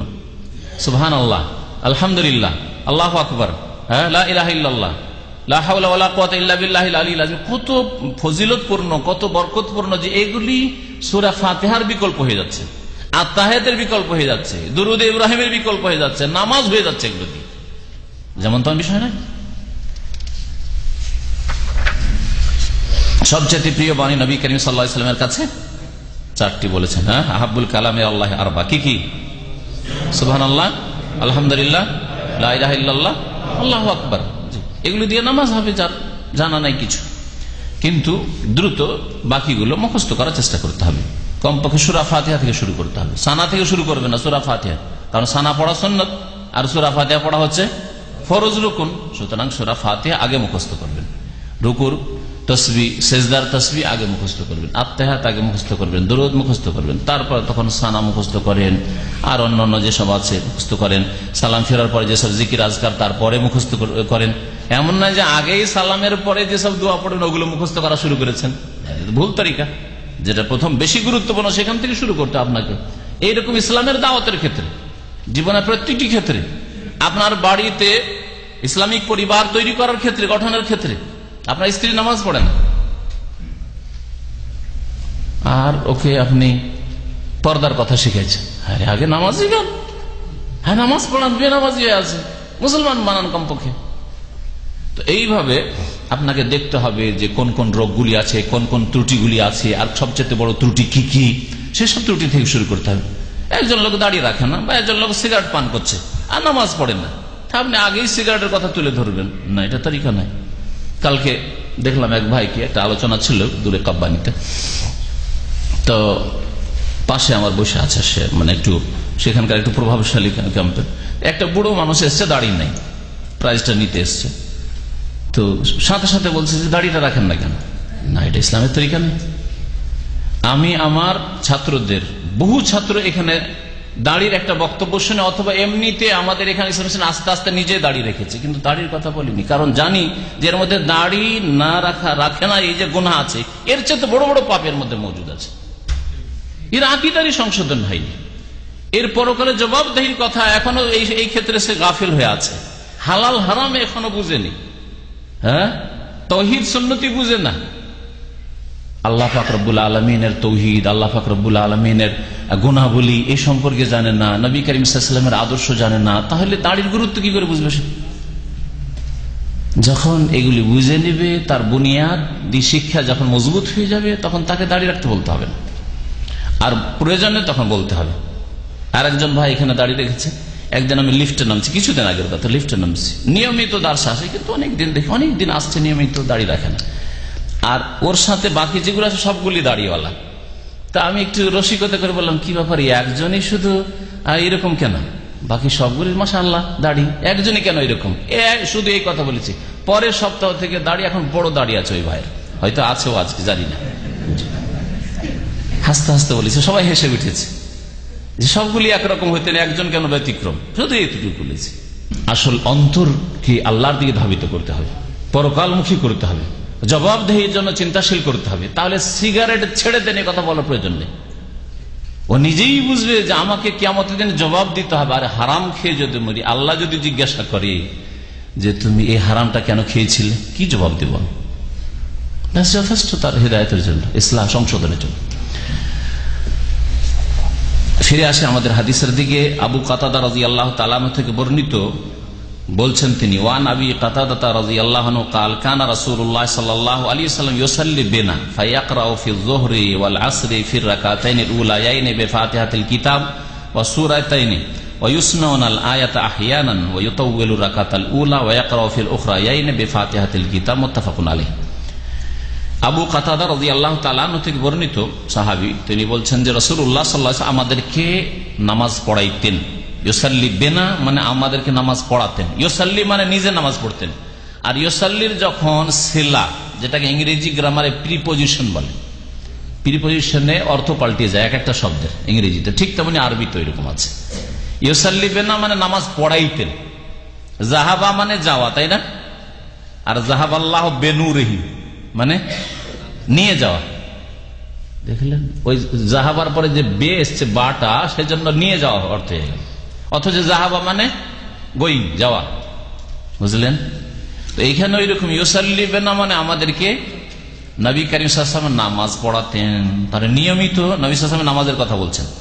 ফায়াকরাউ ফি যুহরি ওয়াল আসরি, অতঃপর যোহরে আর আসরে নবী সাল্লাল্লাহু আলাইহি ওয়াসাল্লাম তেলাওয়াত করতেন, পাঠ করতেন। ফির রাকাতাইনিল উলায়াইন, প্রথম দুই রাকাতে, বিফাতিহাতুল কিতাব, সূরা ফাতিহা, ওয়া সূরাতাইনি, আর দুটি সূরা। তাহলে সবচেয়ে উত্তম হচ্ছে সূরা ফাতিহার সাথে আর একটি করে সূরা মিলানো, একটি করে সূরা মিলানো, এটা হচ্ছে সবচেয়ে উত্তম। আর যদি বড় সূরা হয় তাহলে সূরার কিছু অংশ পাঠ করা যেতে পারে, কিন্তু কোন বড় সূরা থেকে কেটে কিছু অংশ পড়ার চাইতে গোটা সূরা পড়া উত্তম। বুঝলেন মাসলা? সূরা ফাতিহার সাথে অতিরিক্ত সংযোজন করা মানে সূরা মিলানো বা আয়াত মিলানো, এটার হুকুম কি? সুন্নাত। সুন্নাত সূরায় মিলান অথবা কিছু অংশ মিলান বড় সূরা সুন্নাত। তবে এই ক্ষেত্রে সুন্নাতের ক্ষেত্রে উত্তম হচ্ছে গোটা গোটা সূরা পড়া। সূরা ফাতিহার পরে সূরা ৩ মিলালেন, সূরা ফাতিহার সাথে সূরা দোহা মিলান, সূরা ফাতিহার সাথে সূরা কাউসার মিলান, কাফেরুন মিলান। এটা হলো একটা নামাজের তরিকা। আর একটা তরিকা যে সূরা ফাতিহার সাথে সূরা বাকারার আমানা রাসূল থেকে পড়লেন, লিল্লাহি মা ফিস সামাওয়াতি আয়াতুল কুরসি থেকে পড়লেন। তো এই যে সূরার কিছু অংশ পড়ার চাইতে গোটা সূরা পড়া বেশি উত্তম। নবী করিম সাল্লাল্লাহু আলাইহি ওয়াসাল্লাম অধিকাংশ ক্ষেত্রে গোটাই পড়তেন। এই ভেঙে বড় সূরা থেকে কিছু অংশ পড়লেন এরকম খুব কমই করতেন নবী করিম সাল্লাল্লাহু আলাইহি ওয়াসাল্লাম। ওয়ায়ুসমিউনাল আয়াত আহইয়ানান, আর কখনো কখনো যোহর আসরেও এক একটি করে আয়াত শোনাতেন, মানে কোন কোন আয়াত শোনা যেত, বোঝা যেত যে কোন সূরা বা কোন আয়াত পড়ছেন।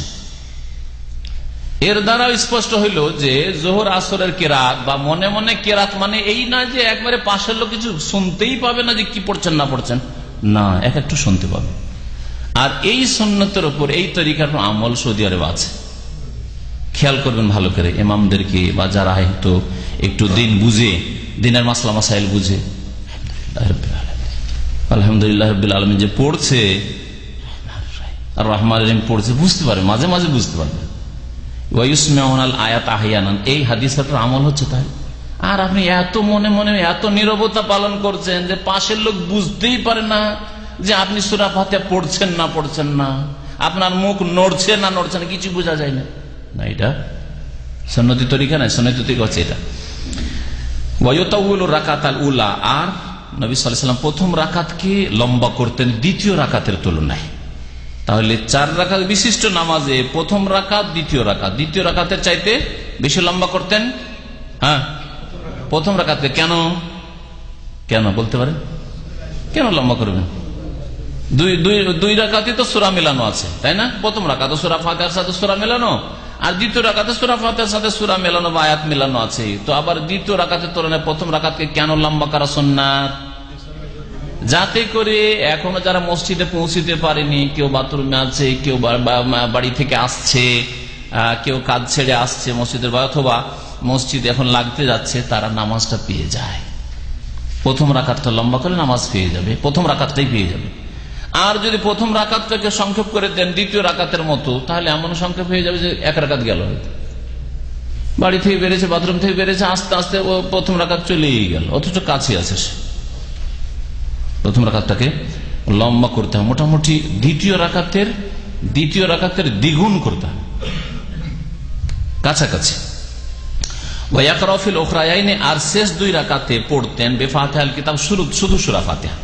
মুত্তাফাকুন আলাইহি, বুখারী মুসলিমের হাদিস। তাহলে শেষ 2 রাকাতে শুধু সূরা ফাতিহা পড়াই যথেষ্ট, শুধু সূরা ফাতিহা পড়া যথেষ্ট। কিন্তু শেষ 2 রাকাতে এর অতিরিক্ত পড়া জায়েজ আছে কিনা বা সুন্নত কিনা মাঝে মধ্যে, হ্যাঁ মাঝে মধ্যে পড়া সুন্নত। এ সম্পর্কে একটু বেশি জানেন, না হলে শুধু যদি সুন্নত বলি দিয়ে আর দলিল না বলি তাহলে তৃপ্তি হবে না, তাই না? নবী করিম সাল্লাল্লাহু আলাইহি ওয়াসাল্লামের অধিকাংশ সময়ের নামাজের তরিকা ছিল যে শেষ 2 রাকাতে শুধু সূরা ফাতিহা পড়া, এটা নিশ্চিত। এই হাদিস বুখারী মুসলিমের স্পষ্ট প্রমাণ করে। তবে কখনো কখনো কিছু মিলাতেন, এই ক্ষেত্রে হাদিস রয়েছে।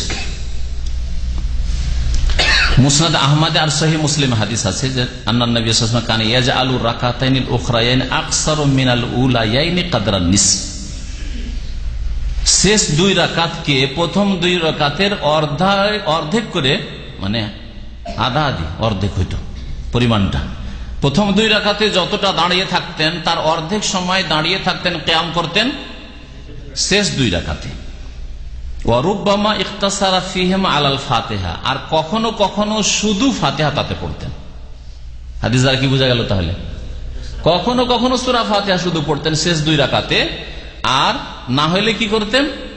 প্রথম 2 রাকাতের অর্ধেক করতেন। তাহলে প্রথম 2 রাকাতে ধরেন যদি হালাত হাদিসুল গাশিয়া, সূরা বুরুজ, সূরা আলা এগুলি যদি পড়ে থাকেন সূরা ফাতিহার সাথে, তাহলে তৃতীয় চতুর্থ রাকাতে তাহলে সূরা ফাতিহার সাথে সূরা ৩, হ্যাঁ সূরা কদর, হ্যাঁ সূরা কারিয়া, এই ধরনের সূরাগুলি মেলাতে। এই হাদিস সহিহ মুসলিমের হাদিস এবং মুসনাদ আহমদের হাদিস। ইমাম আলবানী বলছেন, ফাফিহে দলিলুন আলা আন্না জিয়াদাত আলাল ফাতিহাতি ফির রাকাতাইনিল উখরায়াইনি সুন্নাতুন।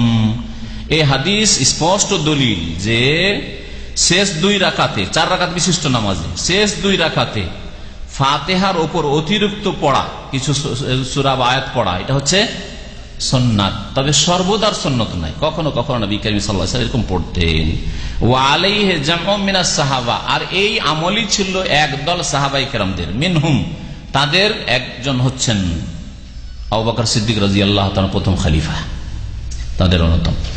ওয়া হুয়া কাউলুল ইমাম শাফিঈ, আর এটা হচ্ছে ইমাম শাফিঈর একটি মত যে শেষ 2 রাকাতেও সূরা ফাতিহার সাথে কিছু সূরা অথবা আয়াত মেলানো সুন্নত।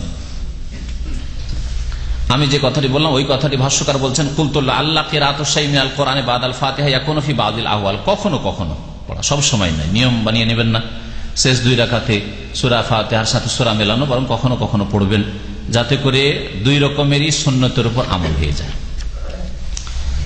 ওয়ান আবি সাঈদ আল-খুদরি রাদিয়াল্লাহু আনহু قال كنا نحضر قيام رسول الله صلى الله عليه وسلم في الظهر والعصر فحضرنا قيامه في الركعتين الاوليين من الظهر قدر الف لام ميم تنزيل السجده وفي الاخريين قدر النصف من ذلك وفي الاوليين من العصر على قدر الاخريين من الظهر والاخريين على النصف من ذلك رواه مسلم। হাদিস সহিহ মুসলিমের। এই হাদিসটিও যে বিষয়টি এখনই আলোচনা হলো তার দলিল। আবু সাঈদ খুদরি রাদিয়াল্লাহু তাআলা আনহু থেকে বর্ণিত, তিনি বলছেন যে আমরা কুন্না নাহজুরু কিয়াম রাসূলুল্লাহ, আমরা রাসূলুল্লাহ সাল্লাল্লাহু আলাইহি ওয়াসাল্লামের দাঁড়ানোকে অনুমান করতাম। হাজার মানে হচ্ছে আল কাদর, মানে অনুমান করা, আন্দাজ লাগানো। কিরকম অনুমান করতাম? কারণ শোনা তো যাচ্ছে না যে কত কি পড়ছেন না পড়ছেন, তাই না? অনুমান করতাম যে কোন সূরাগুলি মোটামুটি পড়েছেন। কেমন? কাদরা আলিফ লাম মিম তানজিল সিজদা, সূরায়ে সাজদা, সূরায়ে সাজদা যে সূরায়ে লোকমানের পাশাপাশি সূরায়ে সাজদা আছে, এই সূরায়ে সাজদার মতো তার পরিমাণ হয়তো এইরকম অনুমান করতাম। কোন রাকাতগুলিতে? প্রথম 2 রাকাতে। ওয়াফিল উখরায়াইনি, আর শেষ 2 রাকাতে কাদরা নিসফে মিন যালিকা, এর অর্ধেক অনুমান করতাম।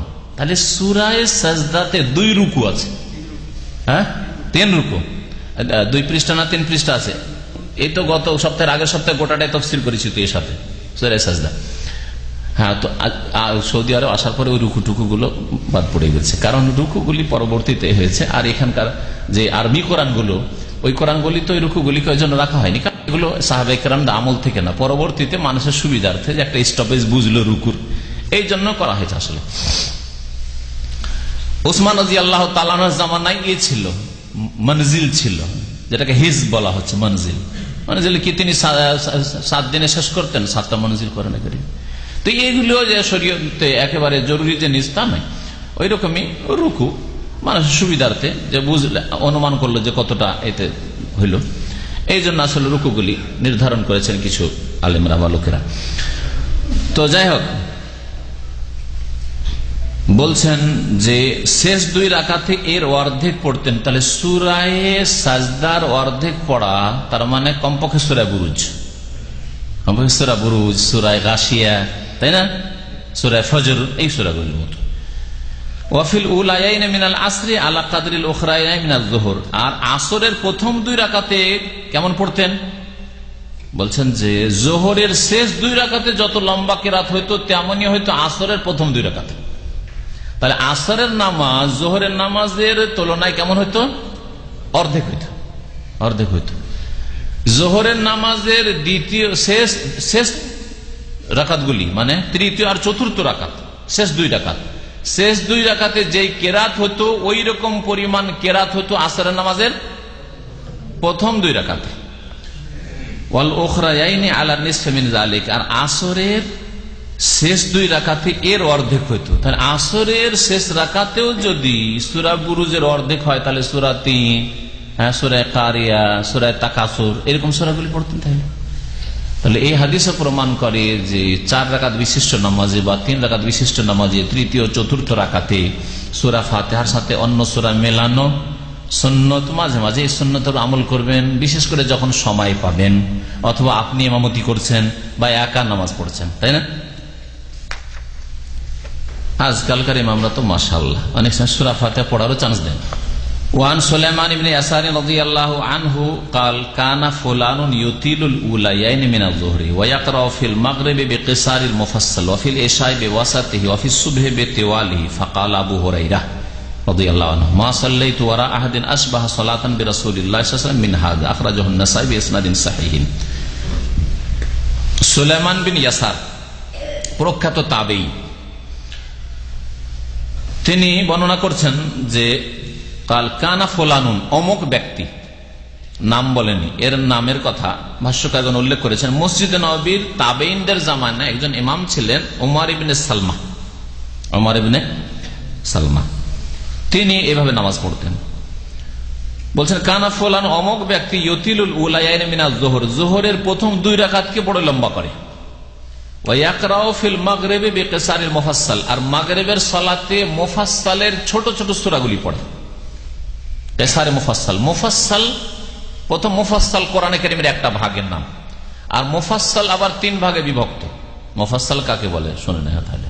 হ্যাঁ জানেন, সূরা হুজরাত থেকে, যদি একটু ইখতিলাফ রয়েছে এই ব্যাপারে, কিন্তু এটা সবচেয়ে সহিহ মত। সূরা হুজরাত থেকে শুরু করে, সূরা হুজরাত কোন পারায় আছে? 26 পারে আছে, 26 পারে, 26 পারা শেষ দিকে। সূরা হুজরাত থেকে শুরু করে, সূরা হুজরাত শামিলেতে, সূরা হুজরাতের শুরু থেকে শুরু করে সূরা নাস পর্যন্ত এই সবগুলিকে বলা হয় মুফাসসাল। মুফাসসাল, ফাসসাল মানে পৃথক পৃথক করা, জুদা জুদা করা, আলাদা আলাদা করা। কেন মুফাসসাল বলা হইল? এই জন্য মুফাসসাল বলা হয়েছে যে এই সূরাগুলির আয়াতগুলি ছোট ছোট। ভালো করে লক্ষ্য করে দেখবেন, গোটা কোরআনে কারীমের সাথে এই সূরা হুজরাত থেকে শুরু করে শেষ পর্যন্ত আয়াত, এই সূরাগুলির আয়াত মিলালে দেখবেন যে এই সূরাগুলির আয়াত হচ্ছে ছোট ছোট, বিচ্ছিন্ন বিচ্ছিন্ন। লা উকসিমু বিয়াউমিল কিয়ামা ওয়া লা উকসিমু বিন নাফসিল লাওয়ামা, ওয়াল মুরসালাতি উরফা ওয়াল আসিফাতি আসফা আম্মা ইয়াতাসাআলুন আনিন নাবাইল আযীম। কত ছোট ছোট আয়াত। পক্ষান্তরে তার আগের গুলি দেখেন বড় লম্বা লম্বা আয়াত রয়েছে। সূরা বাকারা, আলে ইমরান, নিসা, আরো সূরায় বড় বড় আয়াত রয়েছে। তো মুফাসসাল বলা হয়। মুফাসসাল আবার 3 ভাগে বিভক্ত। কি কি এতে আছে? তেওয়ালে মুফাসসাল মানে মুফাসসালের লম্বা সূরাগুলি, সেটা হচ্ছে সূরা হুজরাত থেকে শুরু করে সূরা নাবা পর্যন্ত, লম্বা সূরা, তেওয়ালে মুফাসসাল। মুফাসসাল কিন্তু লম্বা লম্বা সূরা। আর ওয়াসাতে মুফাসসাল হচ্ছে সূরা নাবা থেকে শুরু করে সূরা দোহা পর্যন্ত। আর কেউ কেউ একটু ভিন্ন বলেছে, সূরা বুরুজ বা এরকম কিছু বলেছেন। যাই হোক, সূরা দোহা পর্যন্ত যেটা ভাষ্যকার এখানে বলেছেন সেটা আপনাদের সামনে পেশ করছি। আর এগুলি বেশি যে অত লাভও নেই, সুতরাং আনুমানিক একটা জানা থাকলে হলো। আর সূরা দোহা থেকে শুরু করে সূরা নাস পর্যন্ত একেবারে ছোট ছোট যে সূরাগুলি রয়েছে, এই সূরাগুলি বলা হয় কিসারে মুফাসসাল। তো এই তাবেঈ ইমাম মসজিদ নববীর ইমামতি করতেন, আর তিনি মাগরিবের নামাজে কিসারে মুফাসসাল পড়তেন, মানে সূরা ওয়াদ-দুহা ওয়াল-লাইলি ইযা সাজা থেকে শুরু করে সূরা নাস পর্যন্ত, সূরা কাফিরুন, মাউন, কারিয়া, এই সূরাগুলি পড়তেন। ওয়াফিল ইশাই পড়তেন ওয়াসাতে মুফাসসাল। ওয়াসাতে মুফাসসাল কোনখান থেকে বললাম? সূরা নাবা থেকে শুরু করে দোহা পর্যন্ত, তার মানে হালাত হাদিসুল গাশিয়া, সাব্বিহ ইসমা রাব্বিকাল আলা, সূরা তারিক, বুরুজ, ইযা সামাউন শাক্কাত ইত্যাদি।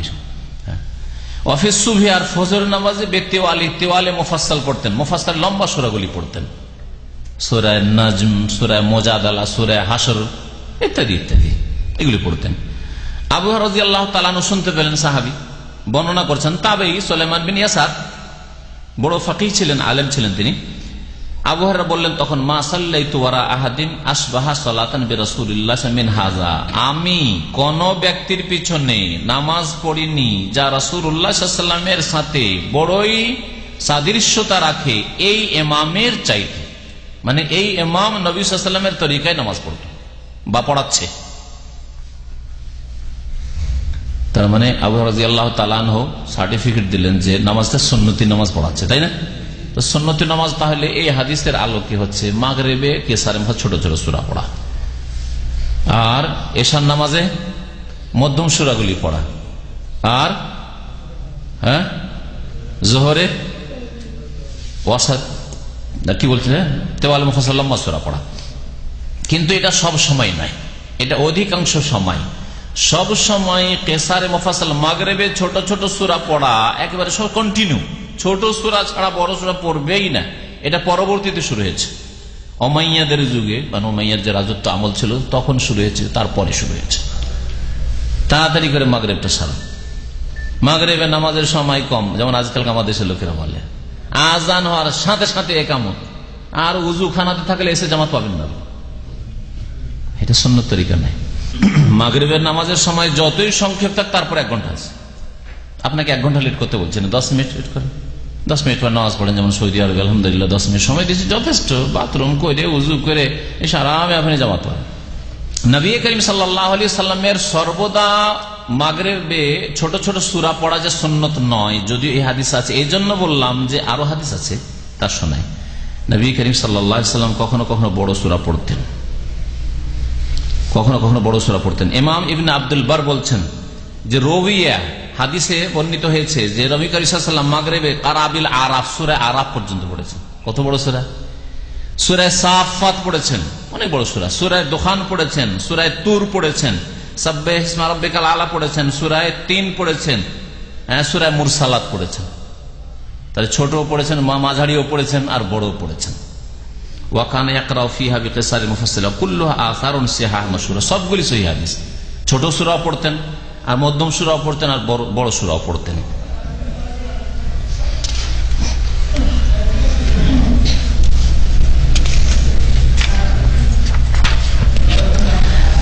একটি হাদিস আর দেখা যাক, যাতে স্পষ্ট আরো হবে যে মাগরিবে নবী সাল্লাল্লাহু আলাইহি ওয়াসাল্লাম বড় সূরা পড়েছেন। বুখারী মুসলিমের হাদিস।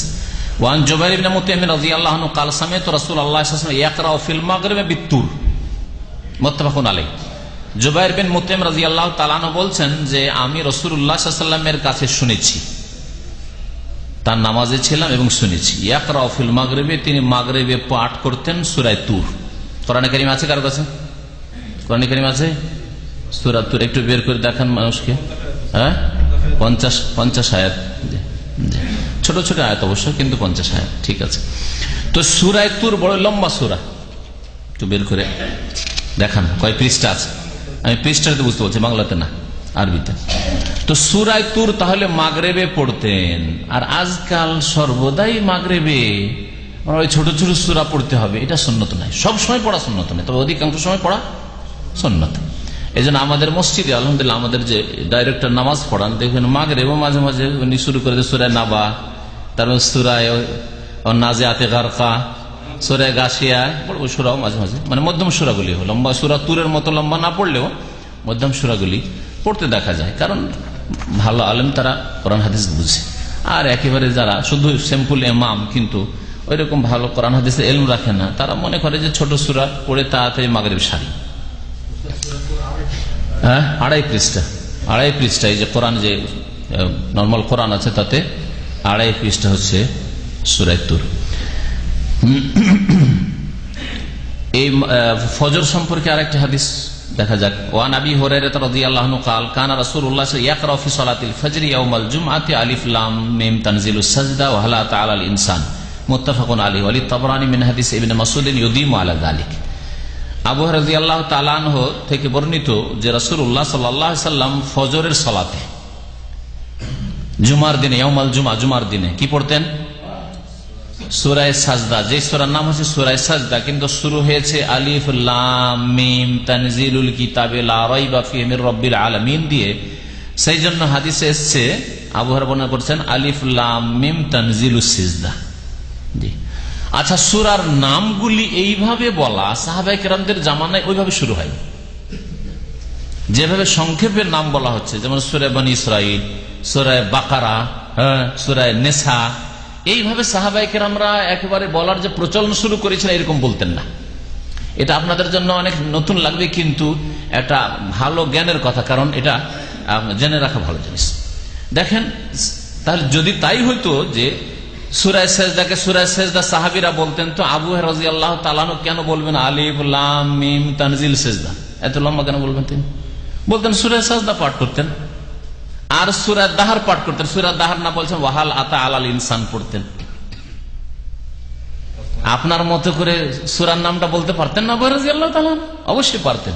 তাহলে সাহাবায়ে কেরামদের আমলে একটু লম্বা করে এরকম বলা হতো আসসূরা আল্লাতী ফিহা আল কিসসাতুল বাকারা, ওই সূরা যেই সূরাতে গাভীর ঘটনা আছে, এরকম বলতেন।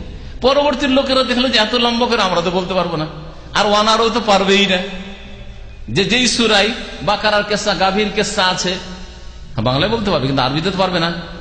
আসসূরা আল্লাতী ফিহা কিসসাতুল বাকারা, যেই সূরায় কিসসাতুল বাকারা আছে গাভীর ঘটনা বলতে পারবে? আজ সহজ করে দাও সূরাতুল বাকারা। আসসূরা আল্লাতী ফিহা আহকামুন নিসা, এমন সূরা যে সূরাতে নারীদের মহিলাদের হুকুম আহকাম বিধিবিধান আছে। এত লম্বা করে বলা মুশকিল আরবের জন্য, চলো সংক্ষেপ করে দাও সূরা নিসা, সূরাতুন নিসা। বুঝলেন? জি।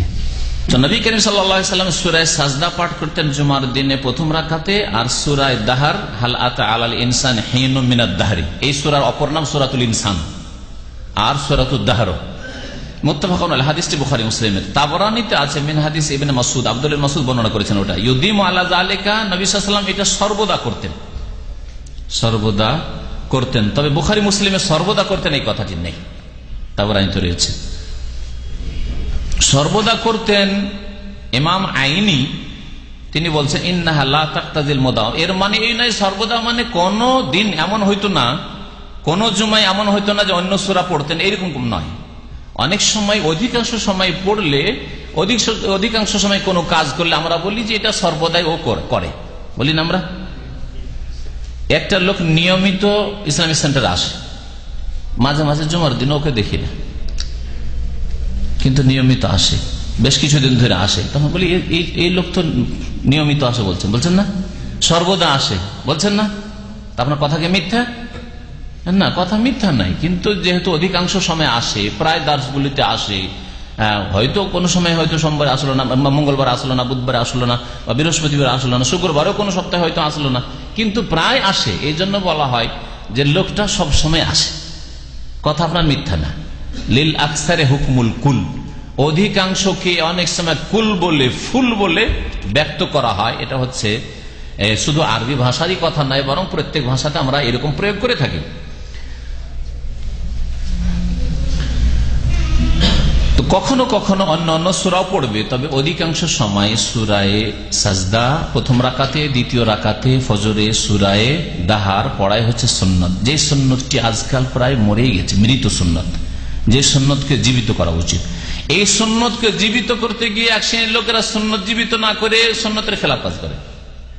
নবী সাল্লাল্লাহু আলাইহি ওয়াসাল্লাম গোটা গোটা সূরা পড়েছেন, পুরো সূরা সাজদা শেষ করেছেন প্রথম রাকাতে, আর দ্বিতীয় রাকাতে পুরো সূরা দাহার শেষ করেছেন। আজকাল করে কি কিছুটা অংশ, অথবা ভাষ্যকার ওদের ওই সুন্নতের খেলাফ তরিকাগুলি কয়েক তরিকা এখানে উল্লেখ করেছেন, অথচ সৌদি আরবের অবস্থা লিখছেন তিনি, মক্কায় বসে লিখেছেন। এই যে আমার সামনে যে ভাষ্য আছে বুলুগুল মারামে, সেটা মক্কায় বসে, মক্কার একজন প্রখ্যাত কাজী আল বাসসাম তিনি লিখছেন, বলছে যে ফাবাদুম ইয়াকরাউ জুযাম মিন সূরাতি সিজদা, কিছু ইমামরা আছে সূরা সিজদার কিছু অংশ পড়লো প্রথম রাকাতে, ওয়া জুযাম মিনাল ইনসান, আর সূরা ইনসান সূরা দাহার থেকে কিছু অংশ পড়লো দ্বিতীয় রাকাতে, মনে করলো যে সুন্নত আদায় হলো, সুন্নত আদায় হলো না। কিছু আছে আবার কি করে, ওয়া বাদুম ইয়াকরাউ সাজদা ফি সালাতি ফাজরিল জুমআ ওয়া সালাতি ফাজরিল জুমআ সানি ইয়াকরাউ ফিহাল ইনসান। আর কিছু ইমামরা আছে, আজকাল মুক্তাদিরা তো এতটা বরদাস্ত করবে না, এই জুমাতে 2 রাকাত মিলিয়ে সূরা সাজদা পড়লাম, আর আগামী জুমাতে সূরা দাহার পড়লাম 2 রাকাত মিলিয়ে, এই তো সুন্নত হইল না আদায়। সুন্নত করতে গিয়ে সুন্নতের খেলাফ কাজ হচ্ছে। আর কিছু লোকেরা আবার আরো ইজতিহাদ করে, কিছু ইমাম আযম ইয়াকরা সূরাতুল জুমআ আল মুনাফিকিন, জুমার দিনে সূরা জুমা পড়ে প্রথম রাকাতে, আর সূরা মুনাফিকুন পড়ে। কেন? তাযকিরা লিন নাস বিয়াউমিল জুমআ, জুমার দিন স্মরণ করবার জন্য। হ্যাঁ, তো এটাও তো সুন্নতুন নবী সাল্লাল্লাহু আলাইহি ওয়াসাল্লাম এরকম করে পড়েননি।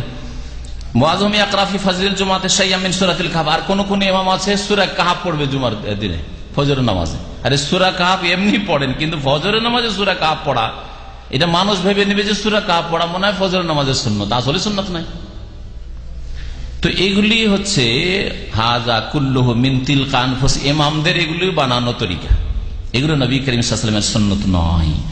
সুন্নত হচ্ছে আল ইত্তিবা। নবী সাল্লাল্লাহু আলাইহি ওয়াসাল্লাম সূরা সাজদা প্রথম রাকাতে পুরোটাই পড়েছেন, আর সূরা দাহার দ্বিতীয় রাকাতে পুরোটাই পড়েছেন। আপনি মুক্তাদিদের মাঝে মাঝে একটু দর্শ দেন, হালকা দর্শ দেন, বক্তব্য রাখেন যে এটা নবী সাল্লাল্লাহু আলাইহি ওয়াসাল্লামের সুন্নত। বৃহস্পতিবার রাত্রে এশার নামাজে, মাগরিবের নামাজে একটা দর্শ দিয়ে দেন যে ফজরের নামাজে সূরা সাজদা আর সূরা দাহার পুরোটা পড়া সুন্নত, আর তারপরে যদি আপনি শুরু করেন ফজর নামাজ, তো মস্ত পোষাইলে আসবে এখানে নামাজ পড়তে, আর না হইলে যাবে যে না রে জুমার নামাজ, জুমার দিনে যদি ওখানে ফজর পড়তে যায় তাহলে বড় লম্বা সময় লাগবে, যায় অন্য জায়গায়, কেটে যাবে। মুনাফিক চরিত্রের মানুষ যারা যারা হালকা নামাজ পছন্দ করে তারা কেটে যাবে, অসুবিধা রেখেছে। আপনি সুন্নত মোতাবেক আমল করেন, মাঝে মধ্যে, সবসময় করিয়েন না। সবসময় করা অনেক সময় মানুষের জন্য কষ্ট, সবসময় না করে অন্যান্য সূরাগুলিও। আল্লাহ পাক রব্বুল আলামিন যেন কোরআন কারীম মোতাবেক আমাদের আমল করার তৌফিক দান করেন, রাসূলুল্লাহ সাল্লাল্লাহু আলাইহি ওয়াসাল্লামের হাদিস মোতাবেক আমাদের চলার জন্য তৌফিক দান করেন। আল্লাহ পাক আমাদের বালা মুসিবত যেন দূর করেন, আমাদের ব্যক্তি জীবনের বালা মুসিবত, পারিবারিক ক্ষেত্রে, সামাজিক ক্ষেত্রে, রাষ্ট্রীয় ক্ষেত্রে, জীবনের প্রত্যেকটি ক্ষেত্রে যেসব বিপদ আপদ রয়েছে মুসলিম জীবনে, আল্লাহ পাক সেগুলি থেকে আমাদেরকে যেন হেফাজতে রাখেন। আল্লাহ পাক জালেমদের জুলুম থেকে আমাদেরকে, উম্মতে মুসলিমাকে যেন রক্ষা করেন। আল্লাহ পাক জালেমদেরকে হিদায়াত দান করেন, মাজলুমদেরকে আল্লাহ পাক রব্বুল আলামিন রক্ষা করেন। আল্লাহ পাক রব্বুল আলামিন আমাদের মুমিন মুমিনাত যারা দুনিয়া থেকে বিদায় নিয়েছে, আল্লাহ পাক তাদের যেন জান্নাতুল ফিরদৌস দান করেন। আল্লাহ পাকের কাছে দোয়া করি, আল্লাহ পাক আমাদের যেসব ভাইরা অসুস্থ রয়েছেন আল্লাহ পাক তাদেরকে সুস্থতা দান করেন। যেসব ভাইরা কাজ কাম ছাড়া রয়েছে, বিনা কাজে বসে আছে, কাজ পাচ্ছে না, আল্লাহ পাক তাদের যেন হালাল রিজিকের ব্যবস্থা করেন। আল্লাহ পাক আমাদের হালালে যেন বরকত দান করেন, হারাম থেকে যেন বাঁচিয়ে রাখেন। আল্লাহ পাক আমাদের দুনিয়া এবং আখিরাতে সুখী করেন। সকল ভাইদেরকে যারা এখানে বিশেষ করে হাজির হয়েছেন জান্নাতুল ফিরদৌস দান করেন। সুবহান রাব্বিকা রাব্বিল ইজ্জাতি আম্মা ইয়াসিফুন ওয়া সালামুন আলাল মুরসালিন ওয়াল হামদুলিল্লাহি রাব্বিল আলামিন।